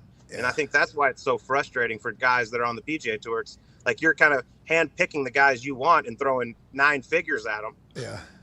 And getting them to come over here and play in this 48-man basically exhibition. Yeah, So in the NFL, though, I want everybody to make $1 billion, though. So I'd be okay. Agree. Yeah, Agree. And I want everybody to make $1 billion in golf too. But also, growing up as a kid, I think you grew up to play against the best competition week in and week out on the biggest stage. And when some of the guys are here and some of the guys aren't, it sucks. Yeah, I completely agree where you're coming from because of your world. But outside looking in the way the NFL views it, it's like, hey, competition's great, but does it pay for my grandkids' schooling and my grandkids' school? You know, like that's a fascinating thing that PGA has not guaranteed money or paid money all these years. We do not know that. I think a lot of people are learning that as we kind of get into it. Is this potentially a igniter, you think, for a little bit of change in the way the PGA operates? I really do. Yeah, that's one thing that's crazy about the game of golf is, you pay your airfare, you pay your hotel, you pay your caddy, you go out and play well, you're out 5, 6, 7,000, depending on how fancy you want to travel. But I think that's going to change in the near future, where there is a guarantee money. Where, I've always said if you make it to the PGA Tour, you've made it to the highest level in golf. You shouldn't lose money at any point. Yes. That's just crazy. No matter how bad, you're going to have off weeks. Aaron Rodgers goes out there and throws 4 interceptions. He still cashes that same game check every week. Never threw 4 in 1 year. He's not doing that. Yeah, he had 4 all season, actually. Yeah. But I understand what you're saying, though. And that's how we view it, I think, is other professional sports looking at the PGA like, oh, you guys have been running like the NCAA was running for a long time. We had no idea. That's all kind of coming into light. And then there's a moral high ground that's being taken. It's like, well, you haven't paid your players. So whatever. I think the game of golf will get better from all this, and I hope everybody ends up coming all together. That's right. Ty, your question for Colt? Colt, with how difficult they've set this up, and I mean, who knows what the final score will be, what do you think like a 15 to 20 handicap would shoot out there? I don't know if they could finish before the week's over. It's that difficult. Honestly, a 15-20 handicapper that shoots 95, 100, you're looking at 140, 150. I mean, I think a scratch golfer would legit struggle to break 80 at any point in the week in 4 days. I mean, maybe even 85. Absolutely. Oh, AJ. Scratch golfer is not breaking 80 out there in those conditions. No way. No chance. It's as hard as it ever gets. I mean, people say, oh, I played the country club one time and shot 75. Yeah, you never played it under the conditions these guys are playing it under. What makes it so difficult? Just impossible to stop the ball? You have to land it within like a 6-inch space or you're fucked? Yeah, basically. I mean, the greens are concrete. The fairways are firm, so they're running out. The rough's crazy deep. The pins are tucked. They're trying to identify the best of the best. And I think that's why, I think these first couple of days, you see some names you might not know rise to the top a little bit. But then the weekend, the stars are going to shine. Oh, you like Scooty all weekend, or who do you like going in, you think, Colt? First off, I love Scotty Scheffler, and this has worked out so well for him with all the stuff that's been going on, like the Masters, Tigers coming back. Now here we got Phil. Like, he's the number 1 player in the world, a major champion, and no one even pays attention to him because of all the other stuff that's going on. So he just gets to fly under the radar, go out, play great golf, and here he is again. He's going to have another chance going into the weekend. You ever talk to him? He's a human, yeah? Oh, I've known him since he was 6 years old. He grew up the same golf course I did in Dallas. Love the kid. He is just a normal dude. Still drives the same old SUV that has 300,000 miles on it. He's your everyday guy. Saw him on Wednesday. Talked to him and his coach Randy Smith for a little bit. Yeah, man, he's as normal as they come. Good luck out there, Scotty. Go ahead, Connor. Yeah, Gravy, you mentioned the pin location, and also we've heard and can see in the background a little windy there today. Is it advantageous to go later on in the day versus early? Like, is it better to see how other golfers attack it for the guys in the afternoon? I think it's always better to go early. Normally you get less wind. The greens are much smoother, and they're actually going to be a little softer in the morning. We saw yesterday that the scores were definitely better in the morning, except Adam Hadwin shot 400 in the afternoon. This morning, the wind was blowing a little harder. So as of right now, I would say the early-late draw got it a little bit better. We'll see how it takes place. But you get these guys out in the morning with calm conditions and perfect greens, they normally take advantage of it. Go ahead, Tone. Colt, Rory's about to go off. He was 3 under yesterday, had a good round. It feels like in the last couple weeks that he's kind of, like, you could tell, like, he's motivated. Like, can you tell around the course and around the players there that it feels like maybe Rory's kind of trying to chomp you in the PGA Tour? It's Rory's turned a corner. There is no doubt about it. I've had his group quite a bit the last month or so. Had him at the PGA, had him at Memorial, and you could tell it was all starting to come together.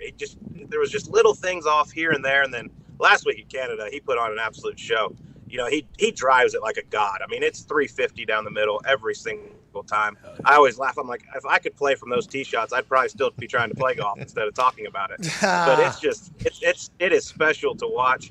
And I think he can honestly, he's the one guy I think that can go out today, and if he goes and shoots 300-400 under par, he can kind of take control of this thing. So it's Rory, Justin Thomas, Jordan, Scotty. Who's the team? If we were to have Ryder Cup 5-on-5 right now, let's say, for the PJ, who do you think is taking it most to heart? It felt like Rory, after winning last week, taking a shot at Greg, and then the way they've chatted and the way they spoke about it. It feels like there is a group over there at PJ that feels like, hey, you guys are ruining golf, is almost how they feel. Is that an accurate depiction of the group that I just stated right there? Yeah, and I would throw John Rahm in there as well. Rory, John Rahm, Scotty Scheffler, Justin Thomas. I mean, Rory and JT have been the two that have been the most outspoken. I love that shot Rory took at Greg there on the 18th green with Amanda Renner. That was fantastic. That was fantastic. Colt, are there clicks out there already? And I would imagine they're going to grow. Like, are the live people kind of sticking together? And can you feel the animosity? And are guys actually pissed when their buddies are taking the money and going over there? You know, in my honest opinion, I don't think it's animosity or anything. Like, when I was out there, I went up and I talked to Phil and I talked to Kevin Na, who I've had great relationships with through my years, and it was different. It was a quick, hey, see you later. And I don't know if it's like they're kind of They feel that way. They feel probably defensive, yeah. Yeah, and I know I've hated on the LIV Tour a little bit and saying it's ruined golf, but I've never hated on an individual player for their decision, because at the end of the day, until someone gets $100 million thrown in front of them, you're not going to know how you're going to react. Until you actually have the chance, you have no idea. You can say you would say no, but until it all is reality, who knows what you would do? And so, like, for me, like, I don't want to treat these guys any different. I don't like their decision, but they're still my friends, and I still want to have a relationship with them. But you can tell it's different. I wish they would all come in the same costume, same uniform. I wish they would just wear all black, have the LIV and like the NWO lettering, have the black hats on, just so when we're watching this weekend, we know exactly why the commentators are saying what they're saying and who they represent. Like, I think it's only a matter of time. Are they still have their sponsors? All those guys still have their sponsors, or are they just basically clean poloed? Most of them are clean poloed. You see Phil, he's got his logo. Kevin Na still has Callaway, and I'm not sure what else on his shirt. I know Dustin Johnson used to have RBC. Obviously, that was a big deal. That's gone now. Yeah. So those guys, but most of our, like, the club manufacturers have been sticking with the guys. I'm fast. I think we're all intrigued to see how it plays out. And who knows if it'll end up being great for golf, if it'll be bad for golf. We'll kind of keep an eye on it. But you're getting more guaranteed money now to cover golf than you ever got as a golfer. And that potentially will change through it all. We appreciate you so much, Colt. Get me that Tom Brady, Pat McAfee money. Whoa, whoa, whoa, whoa, whoa, whoa, whoa, whoa. I'm trying to get that golf from ladies and Colt. No, thank you, man. All right, let's get to a break, AJ. Hey, AJ, good booking. Live from the course, AJ. Boy, AJ. Live from the course, yeah. Well, he's there with Sirius. CBS doesn't have this. So this is on USA? It's on right Peacock, now? NBC, I think. Peacock, USA, NBC. Oh, their whole, all under their umbrella. Family networks. I thought Fox usually had it. They did. Joe Buck was calling it, and then NBC got it or whatever. Oh. Yeah. Huh. Apple, I guess, is starting with the NFL. Really? Look out. Because their analysts have been killing it so hard on the live games. All right, we're back in 4. I haven't even seen one. Everyone tells me it's tough. Me too. By the way, me neither. It's a blind attack. This is just honestly us reading the internet's reaction and being like, well, if this many thousand people in a row think it, I'm probably going to assume the same thing. Pretty accurate. But we have not put our eyes on the product yet. But they just spent $250 million on the MLS. It feels like their sports department is trying to kind of blossom a little bit. They're the most valuable company in the world. They've surpassed Amazon. Are they trying to take over what Amazon's trying to get into as well? The world shall see. We're at an interesting time for sure. Tonight's SmackDown. I mean, AJ, it is a wild time to be alive. Yeah. We're lucky to be here. We're very thankful you are watching. We'll answer some phone calls on the other side to wrap up hour 2 of this Feel Good Friday, June 17th. Cheers.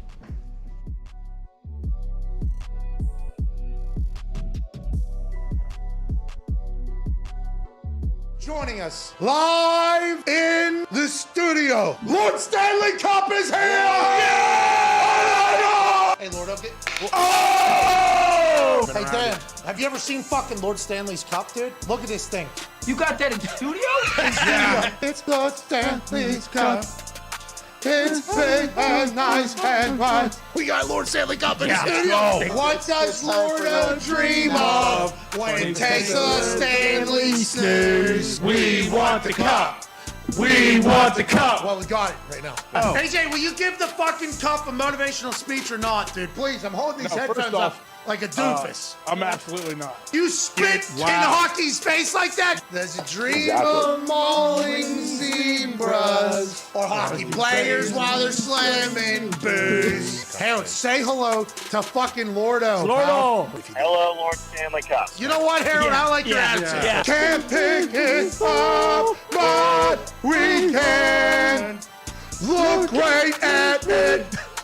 Give it a hug. Don't you worry, your little Lordo head. We're gonna get you back to Mike and your Lordo. It might be a replica. It's not. It's It's not. not. What did you just fucking say? We want to booze out of the cup. Love you, Laura. Love you, Lordo.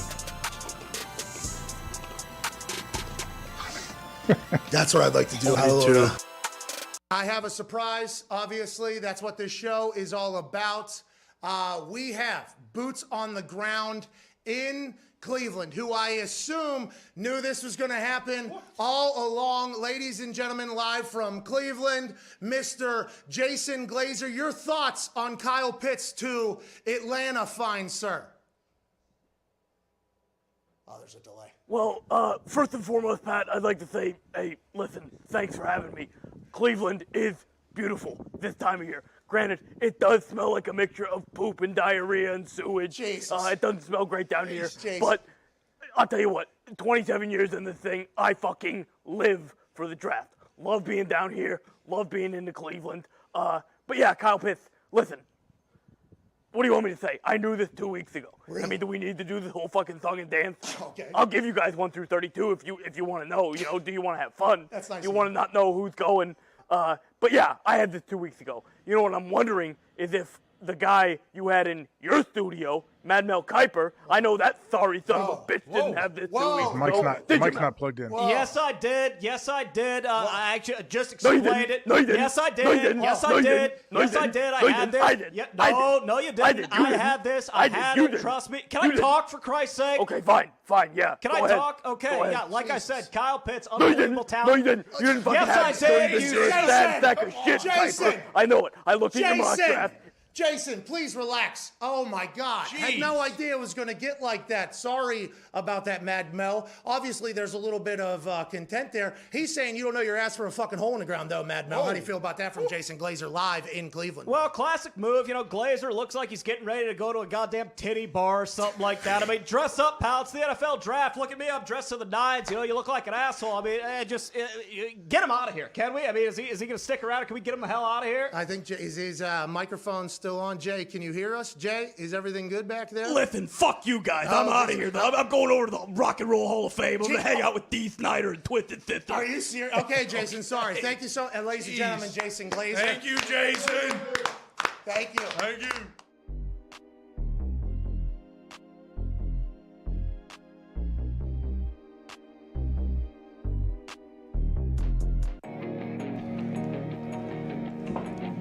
%15 off right now of the tank tops that Gumpy has worn on this show. And That's on me. yeah, all good, all good. I thought it was maybe me wearing a tank top. I was like, I don't remember wearing it in a while, but Gumpy looks incredible in it. You can too. 15% off right now at store.patmcafeeshow.com. So we do have the tank tops that he was wearing the other day, or I don't know. It wasn't I could have custom. sworn those were custom made. We have to be, when it comes to companies that have merch businesses that do pretty good, the least involved or know the least amount about it. Right at the bottom. And also the least amount of confidence in it as well. I almost begrudgingly promote it because I know that what's coming immediately following is, oh, we got the wrong size, wrong time, we paid for 2 days, it came in 3 weeks. And it's like, all right. Anyways, the store's been great lately. I guess. There you go, store. I guess it's been really performing well. Function. CFO Phil and the boys over there are doing great. 15% off, store.patmcafeeshow.com. Welcome back. AJ, how you doing, pal? I'm doing great. Any updates on Goomp? Is he married, engaged, anything? So, I don't want to speculate. Did they fornicate? Well, I think they're both in 2 different countries still. Yeah. Lisa Ann is who we're speaking of, and Gumpy. But publicly, And that's why I asked Tony at the beginning of the show if he's heard anything from Gumpy that we haven't known about any private stuff going on. Publicly, it seems like maybe they're smitten. Yeah, they're exactly. smitten. Honeymoon phase. Maybe they're smitten right now, AJ. I mean, they were pieced together by the internet and our show in hopes to bring our guy Gump back into America. And, you know, marriage can do that. Love can do that. Yes. But now it seems like it's maybe taking on a life of its own. And that life revolves around love. AJ. It does. I mean, can't wait to see how this whole process plays out. I just hope it gets Goomp back here quicker. Yeah, as we all do, and that seems like that's what Lisa's been saying as well. Exactly. Need him back on the program, she said. Let's love. Let's go to the phones. Let's go to the 5 Energy phone line right now. What's that, Bill? Let's love. Can you please run? Can you please run the intro to the show?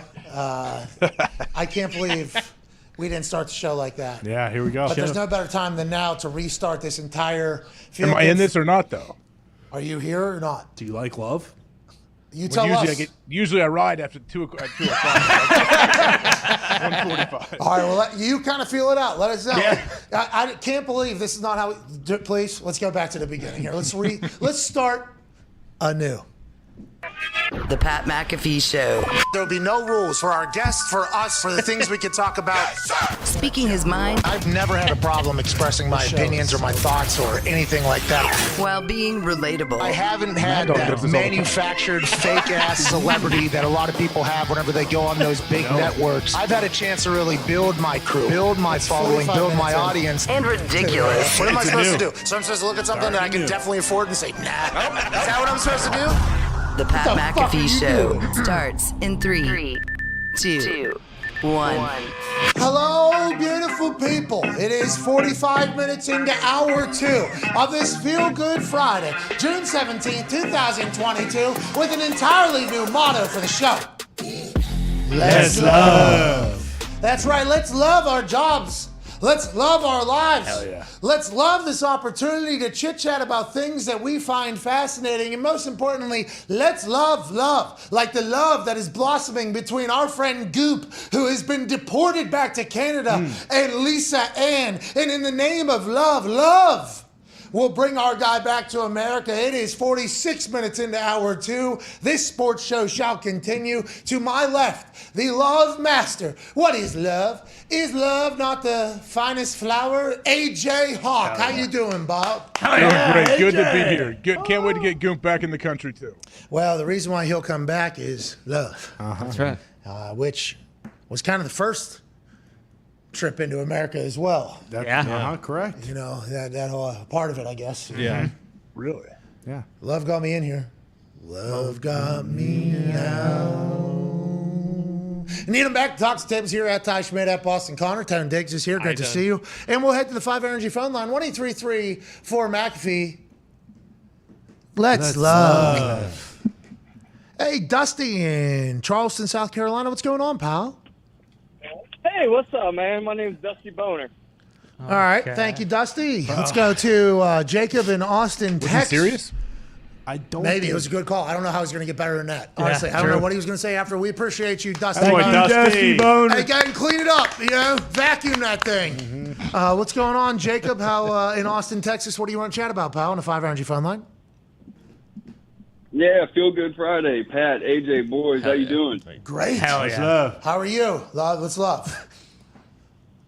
I'm good. I want to talk about Steph showing us all again why he has to run different than everybody else on the court because his hammer's taking out his knees. Yeah, did you enjoy watching Steph kind of juggle that thing back and forth while he was playing in Boston against a Celtic squad and a fan base that was rabid? Oh, yeah, he was lighting them up, and the cameraman only showed Del Curry in attendance. So I don't think it's a coincidence that only half of the midlife swinger crisis showed up and Steph's playing horse against himself again. All right, Jacob. His mom was there. Mom was there. They did have photos afterwards with the award and trophy. They took a photo on a stage. Charles Barkley did bring up how, you know, there's a lot of weight and heaviness that was happening off the court of Steph Curry in his eyes, where his family, which has always been portrayed as the perfect family of sports, is now going through some stuff. He thought there was a chance that maybe Steph was wearing that, and that's why he got so emotional and let it go. Could be that. Could also add in the fact that they were all the way down and out. Could add in the fact that he's never been a Finals MVP, and that kind of led to a moment of like, fuck, I have finally cemented my greatness in a lot of people's minds who maybe doubted him, but who knows about it all. And I did see Dell looking damn good last night. Hey, Dell's a stud golfer too. He plays in Tahoe. I believe he will be there this year. But it is true, like what Charles is saying there. Even though Steph is a grown man, has his own kids, has his own family and everything, your parents split up. Even if you're an adult, I'm sure it definitely still affects you. It's not easy. Like, it's a huge shift in what his life is like. Well, and everybody in the world has an opinion too. Yeah, that's the thing too. And then, of course, you see your parents coming with the whatever other couples that you probably were friends with before. I don't know. Were they friends before? Yes. Friends of the program. That happens. I mean, that actually happens more than we know, I think. Well, maybe towards the end of people's lives. Who knows? Let's go to Big Perm in Tulsa, Oklahoma. What's up, big dog? Hey, just chilling, man. How are you? What do you want to talk about, Big Perm? Dude, I'm going to ask you, number one, did you lose any money last night on Boston? Or how much did Connor lose? That's the first question. Okay, first question. We might have 10. We don't know. He never gave us a number. We're just kind of going into this blind. How much money did you lose? That commie bastard, he probably lost all kinds of money. Yes! Yeah, he did. Secondly, it's got to be the first time you see that old bastard, that cheating son of a bitch, Vince McMahon. Are you going to give him a stone cold stunner right there in the middle? SmackDown tonight. Hey, Big Herm. Down the grenade launcher, my friend. Brought in the flamethrower on the 5 Hour Energy phone line. I lost. I knew Golden State was going to win. Sure. I said it yesterday, mostly just in spite of Connor right We here. called it months ago. Yes. We said that months ago. Shut up. Who's going to stop him, we said, you know? Okay. So I bet on Golden State. That was a little bet that I made. Then I had a bunch of parlays with Golden State and other things. And it's fascinating how just one thing or two things just doesn't work out. So overall loss last night, but certainly on the right side of things, just some things didn't play out for me. Yeah, there you go. I lost. I actually deleted the app until September.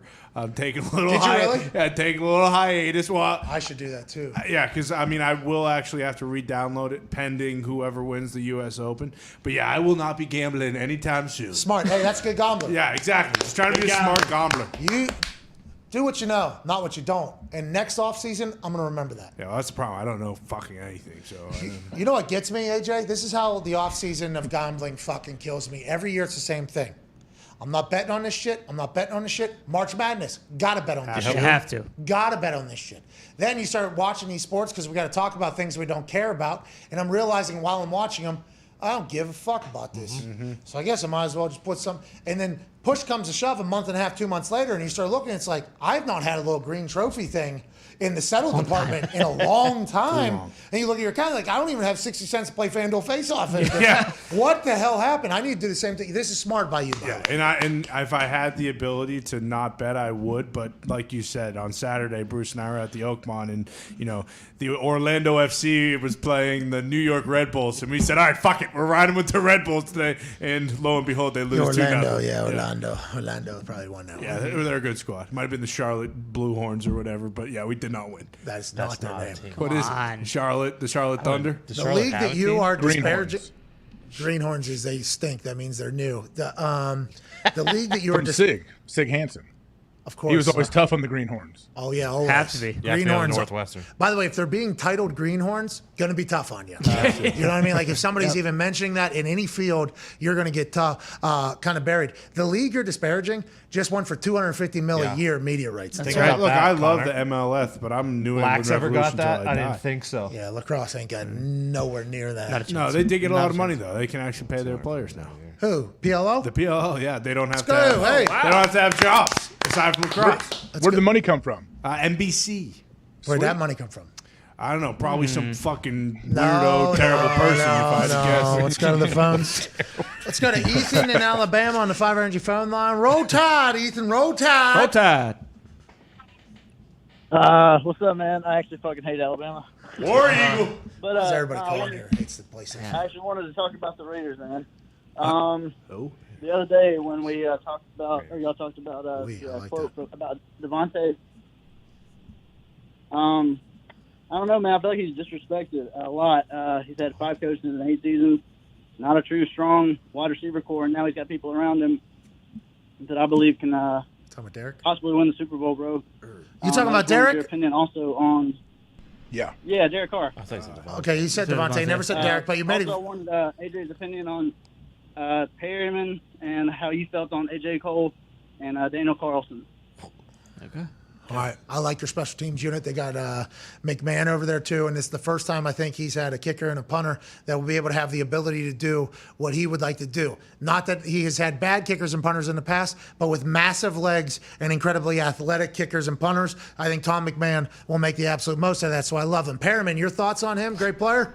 Perriman's a stud athlete, man. He's like the when you look at like linebackers, guys that can move in space, can do it all. Yeah, he's one of them. So, I mean, if a guy's athletic and can hit it all, which he can do both very well, yeah, you can use him. And they got Chandler rushing the passer. That helps out everybody else in the entire And they're going to surprise some people, I think. Every year they do. Good division. We'll see. Josh McDaniels, I don't think enough is made of it. Josh McDaniels could really like elevate Derek Carr's career at least to another level, and I think he's been very good already. He looks so cool. He was standing in some Air Maxes and shorts in front of the Raiders thing. I forget who he was taking a photo with. He had his arms crossed laughing. Looked like he's just, so happy to be out there in the middle of the desert. He wanted us to chat about even more, though, how Derek Carr gets no respect for how good he is. And we chatted about it after his answer about the Devontae Adams thing. I don't think we've ever done that. No, never. There was just that one time where it looked like he got shot in the groin and wouldn't play football again. Yeah. It reminds me a lot of Stafford last year. Is it like a fourth quarter thing too? He doesn't play well in fourth. Is I that don't right? remember. I was trying to think yesterday why that is the case, and I thought it was that. I don't know. Well, But you don't if- make the playoffs very often, True. and you don't win in the playoffs. Like ultimately, And you played 10 years. Yeah, exactly. People are gonna. I mean, yeah, like Foxy said, it's the Stafford thing. In the past 7 years, too, 2 teams from that division have won a Super Bowl, and they haven't. And now you look at the division, and 3 of those quarterbacks versus Eric Carr are probably kind of ranked a little higher. All right. We'll try to give more credit to everybody that's a professional athlete. Hell yeah. On the other side. Yep. Won't we, AJ? All of them. Let's go down the line. Well, I think he wanted us to go down the Raiders roster and talk about all the players. I respect that. I like that. Raiders fans are very loyal, passionate, faithful. That guy's all the way down there in Alabama fucking hates Saban. Yeah, that's right. Ooh. Is this a song we can What play? is this? I believe this is from Twine. The King Cots. No. Easy. It's called Is he the one who did Aaron Rodgers' song? Yeah, he also tried to take down our entire company. Hour 3's on the other side. Yeah, we played it. Gave us like 2 strikes, and it was when he was on the phone telling us to play it. And then tried to take us down. It's like, all right, thank you, sir. Not only did you punish our eardrums, you also tried to take out our fucking company. So, I mean, teach their own. Drake released a song or an album last night at midnight, surprise album from old Champagne Poppy, Drizzy. And I, as a longtime Drake fan, kind of he got much more successful than I did, obviously, but same timing getting successful. So when he was rapping about when he was kind of coming up and getting into money and success and everything, it was kind of in the first few years of me experiencing money and everything. So I connected with Drake in a great fashion, as most people do with their favorite musicians. He made some fucking bangers, heaters, had a mixtape that sold out an entire fucking tour. Absolutely love Drake. I am proud of the fact that he has moved on to a completely different genre of music and a different demo of people. He's still selling out arenas. His legacy will still be great, but I do understand going into every single Drizzy album that he's no longer making music for me. And I think people need to just recognize that, AJ. People just need to recognize I knew where this was going. I had a feeling. I haven't heard it yet. I knew he put it out, but I knew like you were going to say, no, it's just not for me. I'm not the demo. This is What are you saying though? Who was it for? It's for dance. There's a lot of the same, dancing and singing over it basically the entire time. But Is it like upbeat though? Or are you saying it's slow? It's an interesting little wave. I need some BPMs. I like it upbeat. Definitely some BPMs on some of the songs, but then he is singing auto-tune over basically all of it. There was a lot of songs where if you were to move it 25 seconds forward, you'd have no idea. Like you didn't miss anything for those 25 seconds. It sounds like actually the whole song is the exact same. Now, the messages he's singing, I don't think he's singing for us. I believe it is more a female demo I think he is singing for. I just would like everybody to respect the fact that the catalog that Drizzy has put together now spans numerous demos, numerous decades, and he's only raking in more and more money, even if only one of the songs, Sticky, has a little bit of a go. And then the last one, 21 Savage, who I don't know anything about, so I don't think I could really dive into it. But the album was not for us, I don't think. Yeah, I had some trepidation motivation when I saw it this morning, and the genre says dance on there, and it didn't say hip hop rap. It's like, oh, okay. So congrats. Is it but hey, I love house music. Is it like techno house music stuff? Well, the issue is, for me, I do listen to deep house stuff and techno. I'll get into that. I mean, we have Avicii playing out here almost all day, every day during this warm weather. It's been feeling good. It's upbeat. It's just like my Drake goes. Yeah. So it's like, it's just an interesting spot. I'll always be a Drake fan, though. Always be a Drake fan. Always. He'll come back to it. He'll have a throwback album. Well, that's what people are saying. This is maybe 2-album summer for Old Drizzy. Maybe a dance album, then a rap album comes, or an R&B album will come soon. But this is kind of a dance R&B album together at the same time.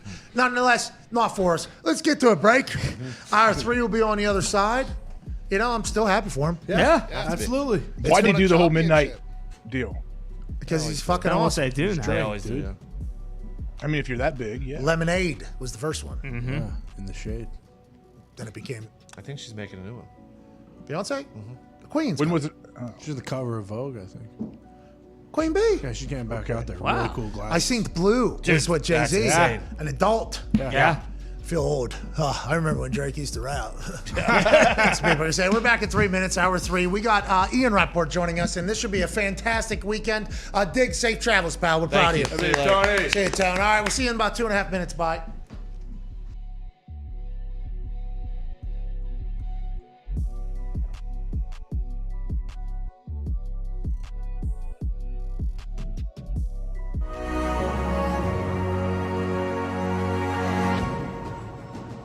I'm not gonna. I thought Ian was potentially saying that about Kyle was maybe backing off, even though he took a massive shot at Kyle.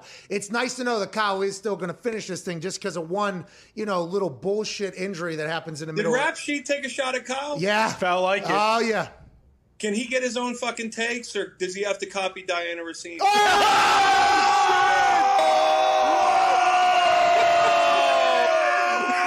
Murdered him.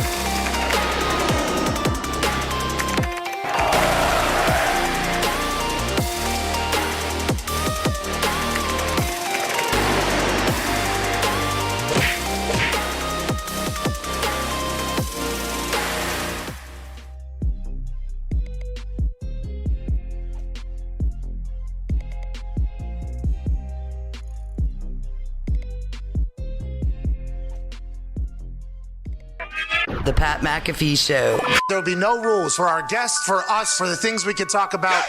Speaking his mind I've never had a problem expressing my opinions or my thoughts or anything like that. while being relatable. I haven't had that manufactured fake-ass celebrity that a lot of people have whenever they go on those big networks. I've had a chance to really build my crew, build my following, build my audience. And ridiculous. What am I supposed to do? So I'm supposed to look at something that I can definitely afford and say, nah. Is that what I'm supposed to do? The Pat What the fuck are McAfee you Show doing? starts in 3, 2, 1. Hey, welcome back to that show. Hour 3 of this Feel Good Friday, June 17th. And what we're about to say, the whole world needs to say it a little louder in the back. Let's love. That's right. For another 57 minutes, like AJ Hawk said on a delay there, we will try to love our way into the weekend. Because although our guy Gumpy is stuck in Canada, deported from the United States of America because lawyers are a bunch of fucking fugazi bullshit sandbagging sons of bitches. Yep. Not all of them, I guess. Well, not all of them. But certainly the ones that we paid a good five figures to get this whole thing, and they botched it all. He'll be back in America because not only is Let's Love our potential thoughts, it feels like it's potentially their potential thoughts. Yeah. And to my left, you're right, AJ Hawk, a man who has Let's Love for a long time. We love around here, AJ, haven't we, for a long time? Yeah, of course. Where did Diggs have to go? Let's love. He's got a wedding to go to tomorrow. He's got a rehearsal dinner this evening. He has to make it back for in time. I think he should have flown, but he's driving 7 hours, and should be a great week. He'll regret this over the weekend on Sunday. Can't rely on the airlines anymore. That's what I've heard. They're canceling everything, delaying everything. How come? What's that all about? I don't know. It doesn't make any sense because I had to fly to Buffalo for a wedding and great weather in Indy, perfect for flying. Got delayed an hour. Missed my connecting flight for no reason. Is it because workers, gas? Yeah, definitely workers. Right. There's definitely a shortage. I think a lot of people got laid off during COVID, and then now like they kind of just opened everything back up, and they do not have the workforce to kind of like facilitate everything. Because all the shit going on in the back, the scanning of the tickets, the printing of the tickets, the baggage getting to the plane, making it from one place to the other. Everything that was probably laid off as non-essential when there wasn't as many flights or action. Now they just dive right back into it without hiring. Why is everybody fucking dumb, AJ? Why is everybody stupid?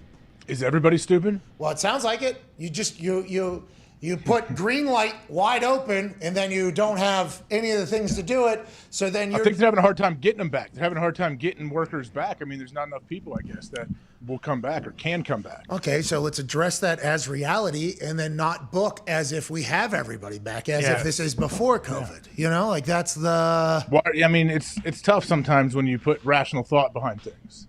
Yeah, especially with a lot of these doofuses calling the shots these days in a lot of these companies. And most of those places are terrible on a customer service front after the fact, so they're basically just screwing you over and then shoving shit down your throat when you call to try to get it all figured out. And the price is more because we all have heard about the gas. Where are we getting gas from? Let's not talk about it.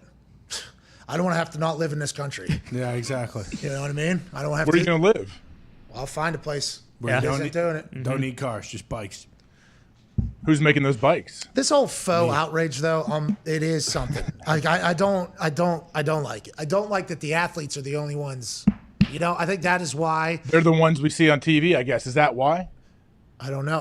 CNBC has all these fucking CMOs and CFOs and CEOs and presidents that do all the founding and the funding and where the money that is making the world go round. In some instances, not necessarily just like freshly printed off the thing and hasn't been around and done, you know, drugs with people potentially in the pockets of things. Like I don't know why it's always the athletes that are ones that get, you know, accosted for things that are happening. And maybe it's because they're role models and you look up to athletes more than everybody else. Is that why, AJ? Because you see them, you hear them talk, you watch them compete, you feel like you know them. They have the biggest following, too. Yeah, like and a lot of these people at the top like that, not many people are even aware of who they are. Like the athletes are the ones that are the most in the limelight, it feels like. How's it end? They got $1.2 trillion. That's how much money that that family has over there. And so that's a lot of money. You could just. Yeah, like they can make this thing go as long as they want. And also, they can go right to the PGA folks, the same people that are so loud, and just say, you want this all to disappear? Here's $10 billion. And they won't even know it. They wouldn't even know that $10 billion fell out of the account that they have. They wouldn't even know. They would have no idea. No idea. Oh, so did a leaf fall off that tree? Yeah. What happened over there? We lost $10 billion. How? You bought the PGA Tour. Oh, okay. Oh, fuck. Sweet. We got to do something with that, I guess. Now, like that could happen, you know? So, whatever. Hour 3, here we are.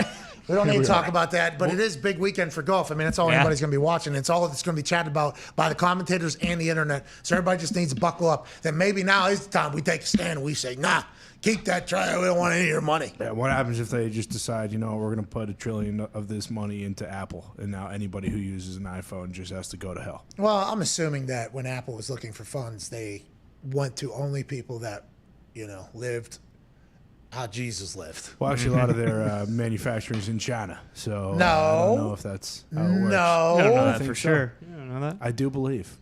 Oh, that is public? I thought it was, yeah. Wow. That what? You would know. Yeah, exactly. I would. I've fucking been there. I've seen the Great Wall. Well, that's what everybody's saying about you. Yeah. A lot Sorry. of that right now while you're wearing your little cosplay. Yeah, you licked its boots. Sorry, I'm fucking cultured. I've been to the Forbidden City. Jesus, Nick. What'd he say? He went hard. We don't Said need you're to a go Chinese back. bootlicker. Yeah, that's Whoa! what- Whoa! That is, Yeah, I didn't that's say what it. Nick said. Call me a fucking draft turkey, it sounds like. Yeah, Whoa. He did. He called me a JT. He did. He did. You son of a bitch. What do you want to do? You want to go to break, take a lap? I mean, right now, it feels like my world's kind of coming crashing down after the Celtics. Yeah, they lost by like 40 at one point last night. That game could have went to 30-point spread, and none of us would have been surprised early in the third quarter in the second half. And the third quarter got down to 12-10. I was falling asleep, kind of falling, and then all of a sudden, whoa, we got a game. And it wasn't even the refs that were making it happen. And I saw the internet going, oh, the refs are bringing them back in. I didn't think that was the case. I thought it was just some team was starting to make shots, and the Golden State Warriors were starting to miss every single shot. I'm like, is Golden State not going to be able to make this happen? Are they not going to be able to close? Oh my God, they are going to call Steph the biggest choker of all time if they don't win this game and they somehow lose. And then lo and behold, they answered every bam, fourth quarter. This is our game. You are out of here, pal. Yeah, there was not even a thought during the second quarter where it was like, okay, we'll make a run at this thing and do it. Because even when it got down to 10, they answered every single shot. There was a time where I wasn't even watching. I was just listening, and I knew Mike Breen, every time the Warriors, went up for 3 or something, it was going in. I don't want to be the bearer of bad news because this is the Let's Love Feel Good Friday edition of the show.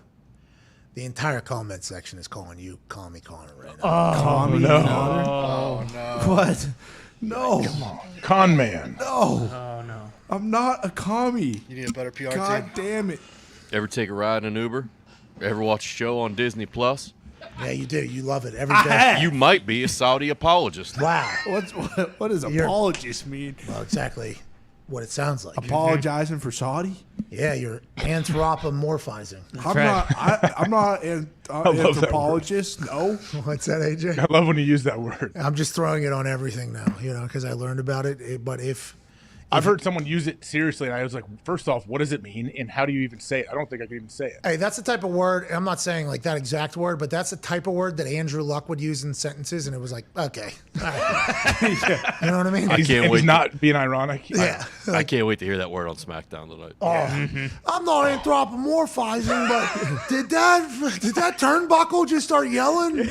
I can't wait to do that. That's what it would mean, right? Yeah. Yeah. Yep. That'd be the definition. That's exactly how you say it too, right? Is that what? How do you say it? Anybody know? Anthropomorphizing.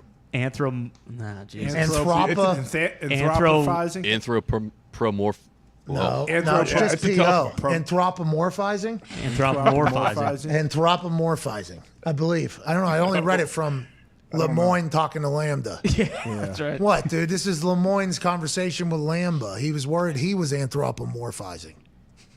Can you put the conversation with Lambda and Lemoyne up here? Did they burn that thing to a crisp yet? Who?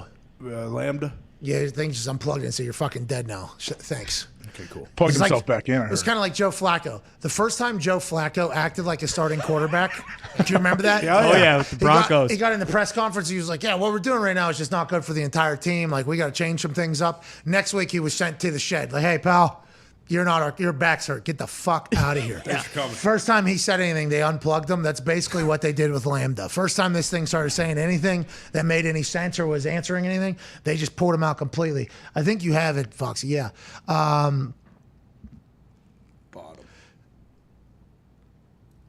Anthropomorphizing. Yeah, you got it. Thank you. Yeah. I feel good about it. Let's go. I did not get accepted to any school that actually looked into people's grades. So That's true. whenever I get stuff like that right, I feel very, very solid about it. You might be the first person who went to West Virginia to actually use that word. All right. There's no reason to talk about West Virginia. That's awesome. Hey, what do you mean? Listen, I can say you can't. You hear me? That is something you can't say. Why? Where'd you go to? Shit University? Yeah, exactly. South Harmon Institute of Technology? I don't- can't say the word. I thought that was a compliment. No, that's very nice of you. You were complimenting me. You were burying West Virginia at the same time, but there's a lot of stats and facts and rankings that kind of bury West Virginia in the whole educational department. I would like to know. We wear that. We wear that right here. Anthropomorphic is relating to or characterized by anthropomorphism, of course. Explanations of animal behavior in anthropomorphic terms.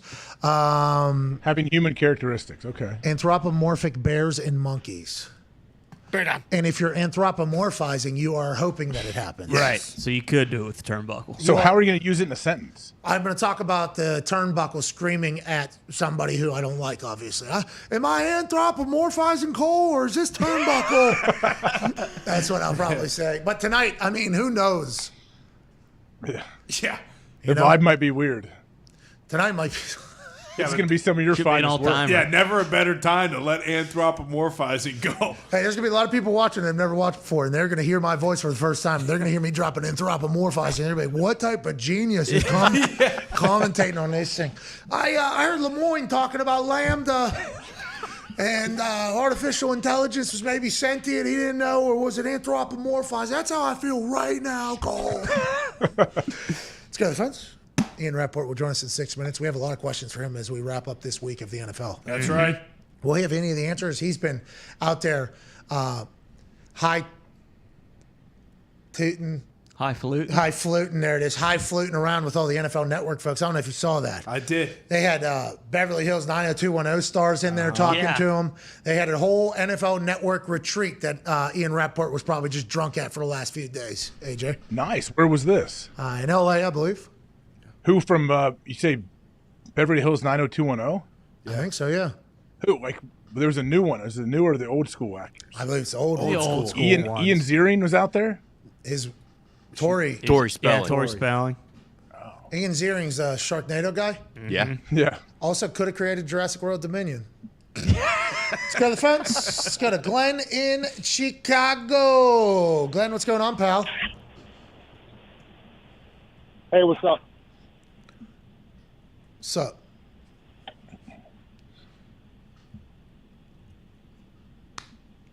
Pretty good. Here we are.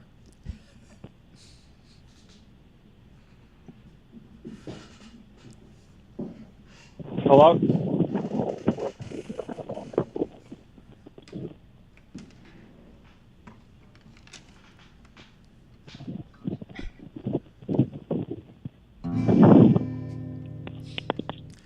His name was G.L.E. Debo-N. Had no idea when his call began. He sat here and said hello a couple times, and all of the life of the show just died, cause he's Glenn in Chicago. He's fucking us over. Glenn, will you speak for this day is over? Is over. Glenn, come on, dude. What's up, Glenn? Good performance. Fucking crushed that. Thank you, dude. Awesome. I played the guitar. Holy shit. Is that Eric Church? Yeah. Shit. Wow. It's out of tune. It's out of tune. It's out of tune. It's out of tune. I apologize.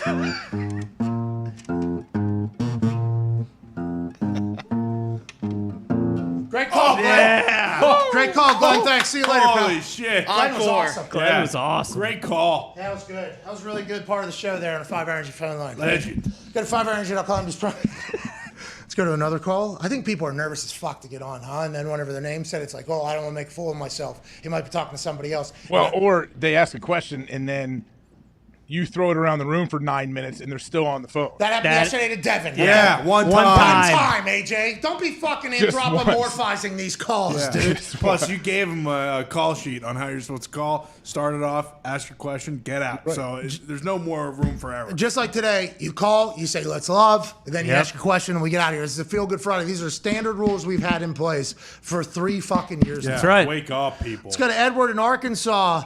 Ooh. Hey, Pat and the boys, how we doing? Oh, yeah. Boot pig, baby. Pig Suey! What's going on, Edward? Hell yeah. Hell yeah. How we doing? How you doing, Pat and the boys? Hey, doing great. Let's love. Let's Edward, what are you love. talking about, man? Hell yeah. Hey, I wanted to talk about Tyreek Hill going down to Miami. You know, he talked about how he wanted to be recognized as the number one guy. We all kind of recognized it until last year, where all the major headlines wrote, breaking news, Jackson Mahomes is a fucking douche. Okay, all right. So Edward says that maybe Jackson Mahomes was. Ed. What's he doing? He's living in a. He's living in a content house right now. I believe right? so. In L.A. Really? Jackson Mahomes very young. Okay, Patrick Mahomes very young. Patrick Mahomes' wife and family, very young. Limelight, lot handed to him. Did they handle it exactly how we would hope that they would handle it? Probably not. There were some moments where I believe the conversation, it wasn't about Patrick and his ability and how great of a quarterback he is and evolutionizing and game changer. It was more so like, why the fuck does this continue to happen alongside a guy that is beloved by everybody in the NFL? We have to remember, though, at all times, very young, handed the world, able to do whatever they wanted. Will they maybe change in the future? I think next season, yes, AJ. I believe that'll be a much different conversation this year. We'll see. I mean, it might have been some awkward family interactions or conversations, I guess. But the thing is, though, Jackson Mahomes is super young. He's a giant on TikTok, right? So all of his TikTok fans, they don't care about what NFL fans think, do they? Well, the thing about it is Kansas City Chiefs now have a TikTok battle happening between Jackson Mahomes and Juju Smith-Schuster because Juju's first day in the Kansas City Chiefs uniform, he put out one of his best work, AJ. I don't know if you've seen this or not. This is, hello.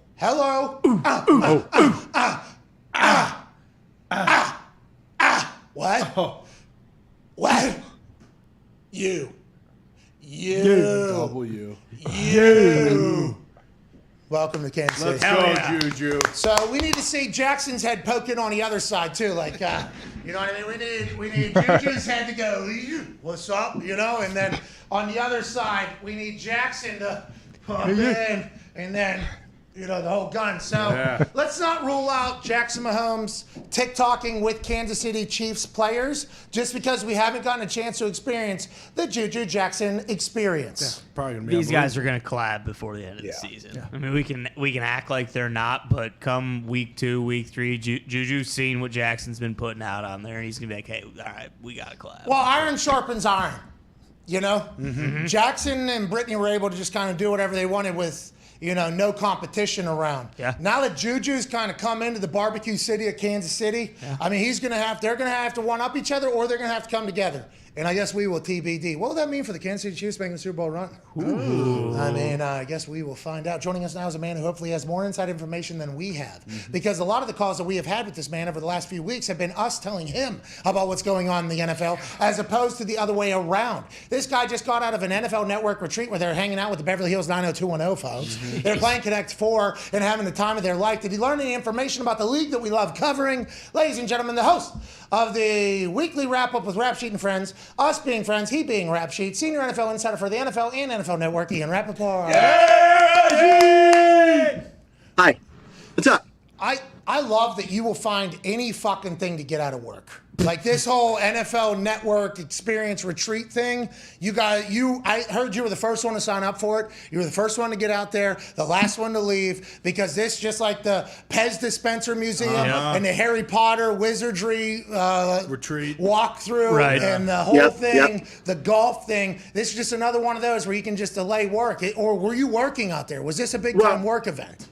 Well, I wouldn't say it was a work event. I mean, it was a work event, but there was not a lot of work. There was a lot of camaraderie, a lot of learning about ourselves, a lot of finding out what's next over the next year. I did do a couple TV hits from there. Minka Fitzpatrick got a new contract, so I did it from there. Oh, hey, so thank you for your service. That work time, but it's weird. It was like when I got to actually see you in person in Indy, I hardly see the people I work with. So, I got to hang out with all these people that I just talked to on the phone. It was great. Ian, what's the biggest thing right now going into this long span of no real football happening? What's the biggest thing you're looking at? Yeah, obviously today is basically the first day of no football, right? So the things that I know, it sucks. But there's a golf tournament. True. He played the NBA Finals last night. You talking about Liv? Stanley Cup is happening too. Yeah. Oh yeah, I'm all over that. But now that the Rangers are out, I'm not. Anyway, you're too soft to like hockey. And I saw you on the island. Weren't you in the Islanders games? I was. Oh, what's that? that? The Rangers. The Rangers. Oh, hey Jude, you like hockey? Oh. I have multiple allegiances in hockey. In baseball, it's hockey. I have multiple allegiances. The biggest thing is Deshaun Watson. Right? I mean, I would say going into the next 3 weeks probably, there is a chance that we find out what Deshaun Watson's penalty is going to be. And, it's been a long road. It's been a lot of lawsuits and, of course, 4 more added to the initial tally. And could there be more? We don't know. But I think the NFL is at the point, or is getting to the point very quickly of everybody kind of needs to know and wants to know. And to have some sort of certainty, to have some sort of resolution, even though both sides can actually appeal the decision, I think that's something a lot of people want. So, I think there's a real chance in this month before training camp kicks off that we find out about, how long is Deshaun Watson suspended. So that's probably not the only thing hanging over us, but the biggest. Okay, so here's a tweet from 2:05 p.m. on this Feel Good Friday. Let's Love, June 17th, 2022, from Mark Mask with an E at the end. He's an NFL reporter for the Washington Post, which, by the way, Bezos owns up. That's right. We learned through the entire Commander situation. His headline, I didn't get to read the entire article. It just came out. I'm not a good reader anyways. The NFL plans to argue to new disciplinary officer Sue L. Robinson for a significant suspension of Deshaun Watson for violating the personal conduct policy, multiple sources say. So now there's a couple follow-ups here. The NFL plans to argue to new disciplinary officer Sue L. Robinson for a significant suspension. But isn't it that Sue gives a recommendation to the NFL, then the NFL can do whatever they want? So this doesn't really make much sense, or am I misreading the entire situation? A little bit of a misread, with all due respect. So basically, by me or him? By you. Now, by him, I think most people are expecting, like we talked about last time, most people are expecting a suspension. I don't know what sizable means. I assume he means more than 6. I would say that probably makes sense at this point, more than 6. We don't know what it's going to be. More than 6 probably makes sense. So this third-party arbitrator, based on this new method of doing things, she comes out with the penalty. And it is going to be, I assume, announced. Deshaun Watson is suspended X number of games. And then the NFL can say, well, actually, we wanted this, so we're going to appeal. Then the NFLPA could say, actually, we wanted, none. And they can appeal. And in the end, Roger Goodell takes all the information and he comes out with the ruling. But the first ruling, not really a recommendation, but the first official ruling comes from this third-party arbitrator. So that's just not a ruling, then it's just a public announcement of what she recommends? It's an opinion. It's the same thing as when a player gets suspended, then the NFLPA can appeal, and then the eventual penalty is whatever it ends up being. No, because when a player is suspended, he's actually suspended. When Sue says whatever her punishment is, that isn't the actual punishment. No, but the player does get appeal rights. It's just this time they both get appeal rights. Will we know what Sue's original, like if she says 6 games, will that go right to Raj? Because we never hear Sue's part. This is all new territory. That's a good question. I believe we will, because what it's going to be is an official ruling of this is the suspension, and then we'll contact both sides and say, okay, well, are you good with this? Or are you going to appeal? But I believe we are going to find out the initial penalty on Deshaun Watson.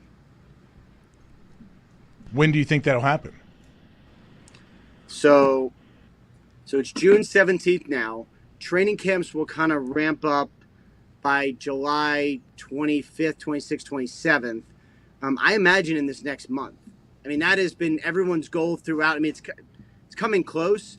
There have been times in the NFL calendar when as you go from June to July into July 4th, that has sometimes in the past been a time to announce penalties. I believe Jameis Winston, when he got penalized, was in that window. There's been some others, so perhaps that's the time when we'll all find. So maybe a couple of weeks. All right, you might have already done this, and I apologize. Will you explain this to me like I am an actual 5-year-old? So Sue is doing her own investigation. This is the first time this has happened. A third party's... No. The NFL did the investigation, hands it over to her. Sue investigates the investigation, and she gives her recommendation of a punishment? She gives her punishment.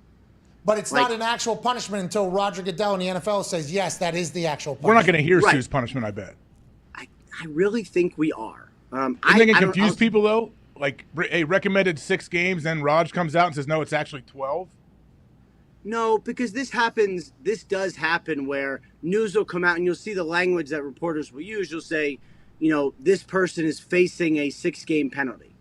And then when he's actually suspended, it's okay. Well, this has now been appealed down to 4 games, or there's been a settlement. Or a lot So of whatever times Sue says is that is actual punishment immediately upon her making her. It's not a recommendation. Then she's giving actual punishment. He's giving actual punishment, and then they get to appeal and say, well, on these grounds, based on this precedent, we think it should be something else. Again, but we have not had this before, so I guess it's possible. It's secret till the end. It seems Who rules like the appeal? Who does the appeal? I believe I'm not 100% sure who will actually hear the appeal. I know in the end, it's Roger Goodell coming out with what he believes. So she has a recommendation. The NFLPA has a recommendation, and then it sounds like the NFL also has a recommendation. And then I think that's probably a good read on it. And then in the end, it comes down to what Roger Goodell says. So can we go back to that tweet? Do we have the ability to pull that tweet up, or I will read it from Mark Mask? Just so I know, because when you said I misread it, I obviously took that as a shot at me, but I could very easily do that with all these stuff. The NFL plans to argue to new disciplinary officer Sue L. Robinson for a significant suspension of Deshaun Watson for violating the personal conduct policy, multiple sources say. But if they're all just laying out their recommendations, does that mean the NFL, whoever's representing the NFL, is looking for a big suspension so they don't want Sue to come in a little bit light so that Roger Goodell feels like he can go lighter? Is that what they're trying to say there? I don't think that's what they're trying to say. What it seems like to me, like if you look at the way this kind of lays out, like let's say like the police, right? Like they will argue for charges for someone who did something wrong. And then in the end, the jury will say, all right, well, we take all this data, all this investigation, we come out and here's the ruling. And then in the end, the person gets to appeal the ruling to a different judge. That's basically what happens here. Yeah, but the NFL is petitioning so the judge would be petitioning the cop. This is a jointly, just so we're clear, this is a jointly appointed third-party arbitrator. So both sides get together. So it's not like this. So the NFLPA is telling Sue we would like less. The NFL is telling Sue we would like more. Yes. But or maybe the NFLPA is saying we would like none. They are both arguing different things to her, and then she takes this all together. And so she should judge, basically, from these two situations. And then she takes it to Roger Goodell, who inevitably oversees all of the findings. I believe that is correct. Supreme Court. Okay, so. Yeah. When did she come on board? Recent, right? Yeah, and I believe this is the first time that she has ruled. Jeez. Unless I missed it. Really stepping to in the NFL. Yeah. Wow, I need you here. You know why this is? Because Roger was the judge, jury, executioner, and that was always Sounds talked like about. he still is. He definitely is, but this is another layer of, hey, we're listening. Gathering information. Yeah, I guess he's gathering all the information he can, then he makes the decision. Just an easier way, maybe. I don't know. He still makes the decision. It seems like it's a more neutral way, and I know that the NFLPA did not like when it was just his way, and that's like he was the judge, jury, and executioner. This is a more fair way because it's jointly appointed. Hopefully, he still is. Here, let's run through this one more time so we have it understood. The NFL plans to argue to new disciplinary officer Sue L. Robinson for a significant suspension of Deshaun Watson. Okay, so in the trial between Sue L. Robinson as judge in the NFL and the NFLPA representing both sides of that is what the NFL is pitching for. The NFLPA is pitching for something obviously different. That's why there's even a trial happening, and she would have to pitch it. Now, these findings will get sent right up to. From our story, a source on Deshaun Watson's side of the case said the NFL probably will seek a suspension of a full season. Okay, who's representing the NFL in this? I believe I don't know if it's like representing the NFL, but Lisa Friel and her team has been doing the investigation. So I would imagine they would take their findings, and that's what would be presented. Okay, so Lisa Friel is representing, and whoever's representing from the NFLPA. Let's get back to it here. NFLPA lawyers. The NFL hopes to have the entire disciplinary process, including any potential appeal to Commissioner Roger Goodell or his designee, resolved by the start of training camp. The initial disciplinary ruling is to be made by Robinson under the current version of the conduct policy. But that's not actually a ruling. That is just a recommendation. Well, hold on. Let me clear up something because he actually makes a good point. Goodell could theoretically designate himself. he could designate someone else to make the eventual ruling. So it's Roger Goodell or his designee. That was a good point by it's Maskey, by the way. So he is the shield for all the owners. Roger Goodell could potentially elect a shield for the shield. Yeah. Because there is a trial for a trial happening right now. Yes. Fascinating. Yes. All roads lead back to the same. It just seems like we're taking some different paths to get there. Let's go into the next tweet here.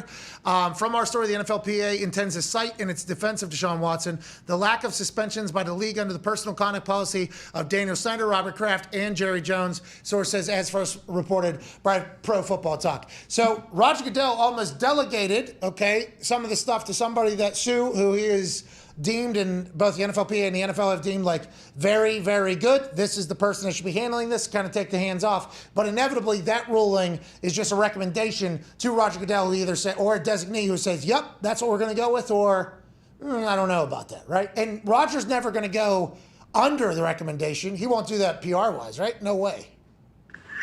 I don't think that's happened. I don't know, but I don't think there's precedent for that.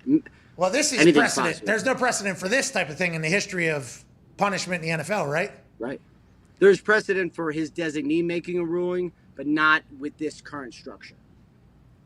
That's why it's so interesting. I mean, I'm like, there's a lot. I mean, we've talked about Deshaun for 2 years. There's so much, but this process is extremely interesting because it has not happened before. And very serious allegations. So she's giving a recommendation, not a ruling. Right. I think is what we need to. It is a ruling essentially, but it's going to be treated as a recommendation because Goodell still has the ultimate power if need be, if one of the sides appeals. So this is square. It's the same. It's the same. This is square. The ruling is a recommendation. The ruling is It's an the actual same way recommendation. that a jury verdict is a recommendation because it can be appealed, essentially. Well, some trials don't have a jury and just use a judge. It's almost like that. Hey, defense, prosecution, then the judge makes the decision. Well, that's what it used to be, right? And Roger Goodell was one wearing the cape and the wig and everything like that. Now that's what it still is. I'm saying they present your case. cape. Tell me what you think, and I'll tell you. Not a cape, whatever the dress thing they you all get fucking it. wear. Robes. Sue is the jury, though, is what you're saying. Sue is the Yes. jury. Yes. Who is going to the judge, who is Roger Goodell. Yes. Happy we got here. Yeah. All right, this is good journalism. So Goodell won't go under, but would the designee go under the recommendation? Because then that's not really Roger.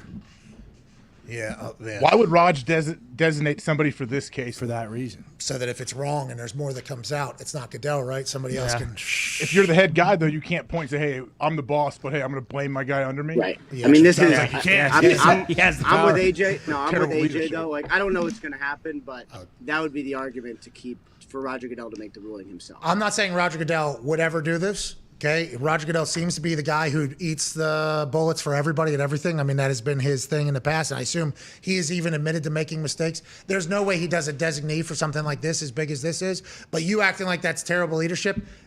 Are you in the world that we're in right now, dude? Are you even? Hey. Are you here on a day-to-day? The people making decisions in a lot of places are doofuses, dude. Like that is a very, There's a ton of doofuses. A lot of doofuses. That's what separates the elite performers. I feel like they're still out there. Yeah, you need the rain to appreciate the sun. I very much understand what you're saying, but I think Goodell will be doing this. But I do like the fact that they add in an extra. Whoa. Also, there is a chance we could potentially give this to somebody else. And maybe Roger Goodell had that added in there. They had it added in there for the next commissioner to get a little bit of experience, much like the commissioner last night, the substitute commissioner that gave the trophy to the Golden State Warriors. How did he? I was on a plane. How did he do, by the way? Pretty Did good. He nail it? Good energy. Very short sentences. Get in, get out. Seemed excited. I thought he did well. All right. Good job. Congrats, Sub. Nice job, other commish. Substitute commish. He didn't just, by the way, he didn't just roll in that little thing with the projector in a movie. No. He had to deliver a championship. Yeah, a championship. That's no. Oh man, when they brought in that little Oh, yeah. that stand with the TV on it, oh, what a great best. day that was. Hey, go ahead, Ty Schmidt. Rap Sheet, we heard reports about Lamar Jackson, like potentially maybe getting a deal done with the Ravens. Is that imminent? Because he also kind of just said, I'm also just here to play football, and he wasn't guaranteeing that he was going to do anything or that he wasn't pocket watching what Deshaun got. Is that possible that will happen sometime soon here? You know, his comments are so vague that it's really difficult to read into it. Like so here's what he said. He said, like, you know, were you staying away for your contract? He said no, he was staying away because I guess he's still working on some throwing stuff. He just wanted to be away and kind of take a mental break. He said he had a conversation with Eric DeCosta, who is negotiating for the Ravens. I'm not sure how substantive that conversation is. And then he said when they asked him would he show up for training camp on time, he was kind of like, we'll see. But if you don't, the fines are really, really, really significant. Also, the Ravens actually do want to pay him.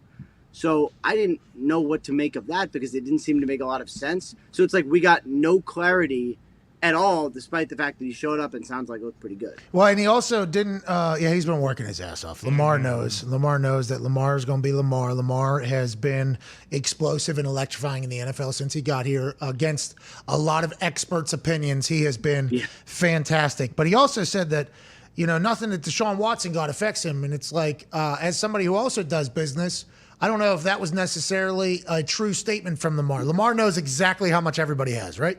Yeah.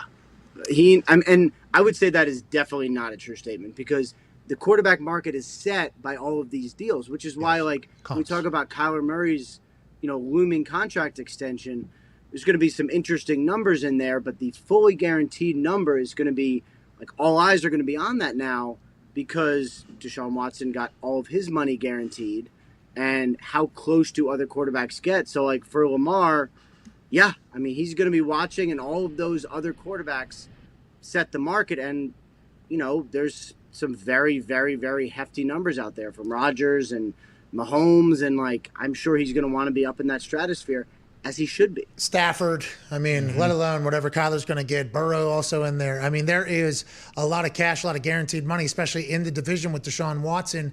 I like the fact that he knows that he's scheduled to make about $110 million for the franchise tags, the two franchise tags. A little bit more, yeah. Yeah, 115 maybe. I forget exactly what it is over the next 3 years. Yeah. But those deals 3 years from now, if he was to play this out and play at a high level, those things might be $400 million guaranteed at that point. We got Herbert, we got Burrow.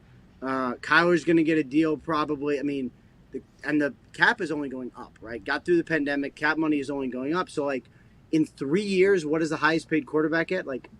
Could literally be 60.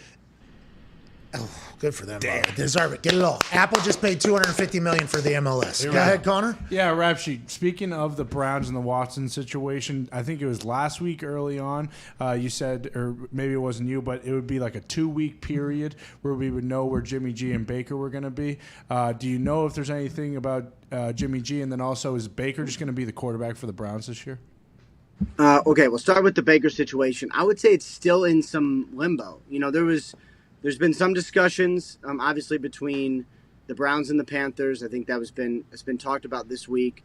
It's a really difficult deal to do because there's a lot of money that needs to be split. And, there's the draft pick compensation, I imagine, is not the hard part because we've seen these sort of quarterback deals before. In fact, the Panthers did one 2 years ago, whenever they did the Teddy Bridgewater deal last year, 2 years ago, whenever that was.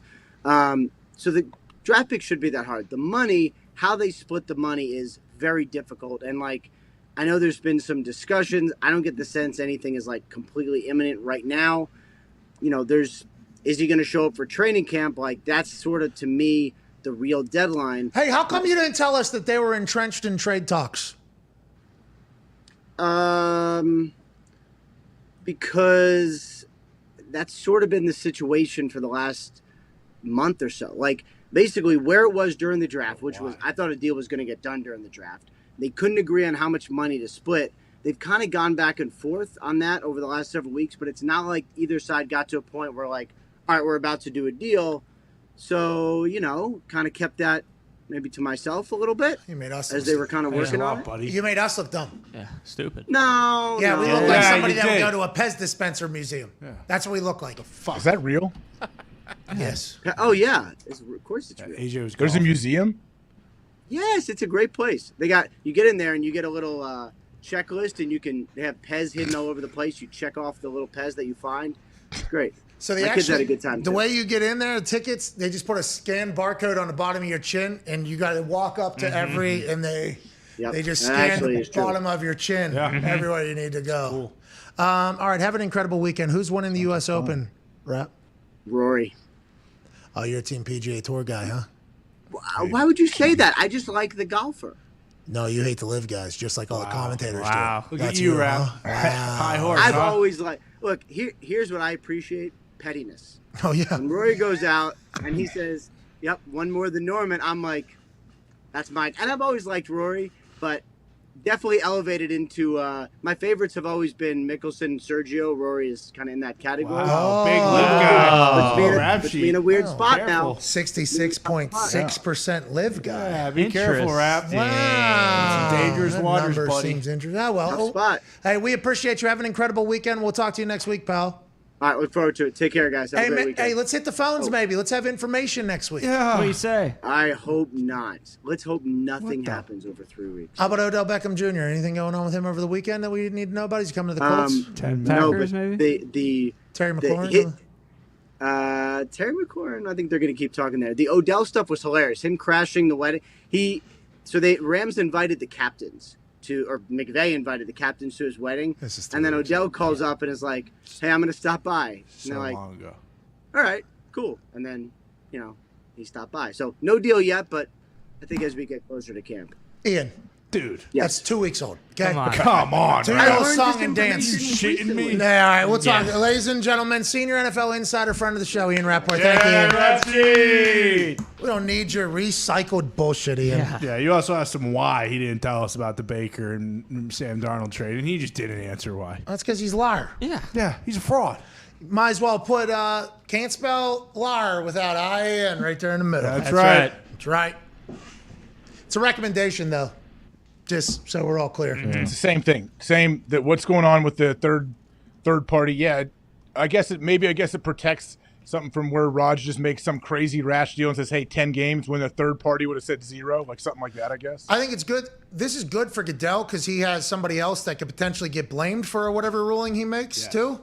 Not and blamed. he can't be too far off. Like if the PA says, "Hey, okay, we think 6 games, okay." This third party says we think 10. Raj, oh, cool, 8. Here we go. Well, Sue would be the one that would say 8, and then she would present the case, her ruling to Goodell, and say, "Hey, NFLPA wanted 6, the NFL wanted at least 10. I ruled on 8," and Goodell go, "All right, sounds fair to me. That's what we'll go with." But he could say, "Okay, I'm going with 0." No, he can't actually. Really? That is a caveat. He cannot. He can modify it. He can increase it, or he can reduce it, but he can't wipe it out completely. So it has to wouldn't be that be something. reducing it? Thing. You could reduce it like a game or 2 per se, but you Actually, can't just no. completely disregard. So what if it's a 1-game suspension? He reduces it 1 game. That's a good question. Yeah. Well, in the NFL, it sounds like wants to do the full Cool. season. That's what I'm saying, dude. Like, everything's bullshit. That's the rumors. Like, who knows? I saw unprecedented suspension coming. What does that mean? We've had people suspended for 2 years, haven't we? Yeah, guy gambling, Calvin Ridley, got a year. He got a full year. Yeah, I mean, Martavis Bryant. Didn't Martavis Bryant get a full year for weed. his last Did he? his last thing for weed? Smoking dope, Josh Gordon. Josh Gordon.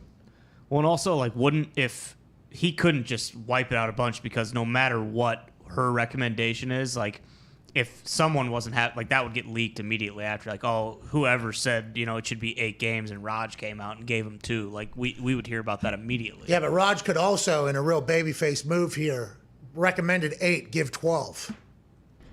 Yeah, he's not going to get any heat for giving extra games. Yeah, that's for sure. Yeah, and if he puts a designee, that's not going to happen. Yeah, you got to remember how pissed off the players were. I happen to be in the league and seeing some of the emails and conversations about how mad everybody was that Roger Goodell was able to just look at a situation and go, "Yep, 6 games, 4 games." 2 games, 3 games. Why? Because I feel like it. Just had good ice cream. I'm in a good mood. Make it 7 games. And boom, everybody's like, how does this guy just have all the control? So then they try to add caveat, but they were never going to relinquish Roger Goodell's final ruling, though. You know what I mean? Yeah, they need that power at the end. They need to be the last person in line making the decision. But let's assume that they hired Sue Robinson for a reason. Yeah. And we're all going to hear what her recommendation is. You said no. I tend to be on your side, but they'll hear it. He'll hear it, but then he's going to do what he wants. Yeah, but is the public ever going to hear what she said? I don't think so. No way. I don't think so either. Ian said it confuses everybody, though. Hey, this third-party arbitrator, we just sat there for 30 minutes with Ian, and we still can't figure out how the process works. You think you're going to read headlines and figure it out? I don't think I misread the tweet, by the way. No, you didn't. I don't even remember what you said. Well, that's the only reason why we dove into it so much, because he was like, yeah, you misread it. I'm like, oh, I know. I saw your face. Oh, is that right? Trust me, I knew the rest of the time you didn't hear a word he said. No, I did. Actually, I heard every word he said. You did. It just in the back, you're like, I'm going to get back to this. Well, yeah, I think you will hear her ruling. Like, I think that is the ruling. And then the appeal comes after the ruling has been issued. But a lot of times for suspensions, we don't hear the suspension until they've already appealed it. Yeah, but the appeal would come from Roger Goodell's ruling. Yeah, and you only hear about the appeal when it comes from the player. The NFLPA will probably appeal Sue's ruling. The NFL will probably appeal Sue's ruling. But I think that ruling that she's giving on that particular thing is just a recommendation to Roger Goodell.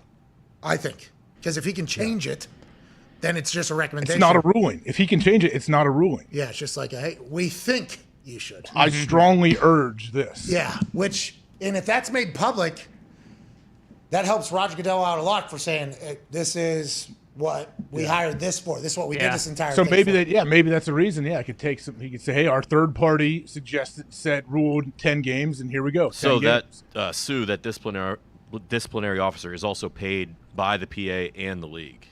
Yeah, because there's agreed jointly. Yeah.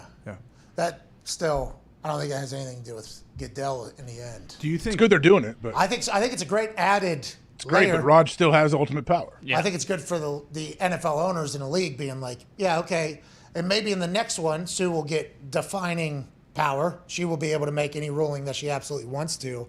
But the first time this has ever happened, which is what this is, there are all eyes on the recommendation coming from Sue.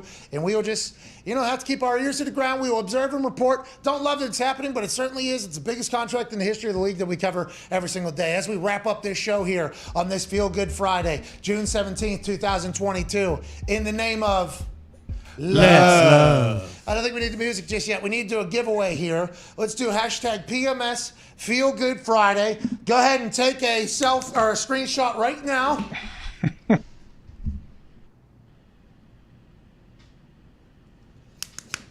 I don't have any props. That's good. Loser. You haven't earned any of them. Oh. The Fugazi stuff obviously whittles away. Screenshot that. Put your hashtag in a tweet.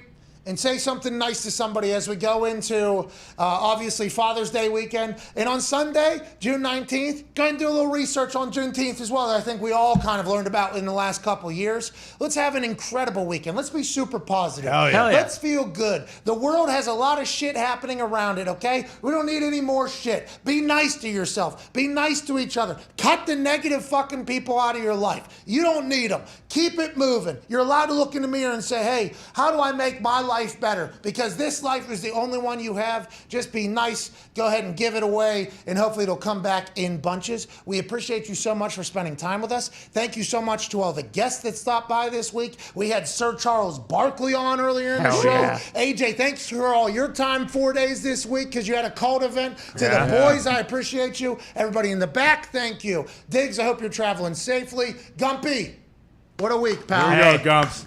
What a week, Congratulations, buddy. And we'll be back next week with an even worse show, I think, AJ. Oh, yeah. Oh, can't wait. Good luck tonight, man. It'll be fun.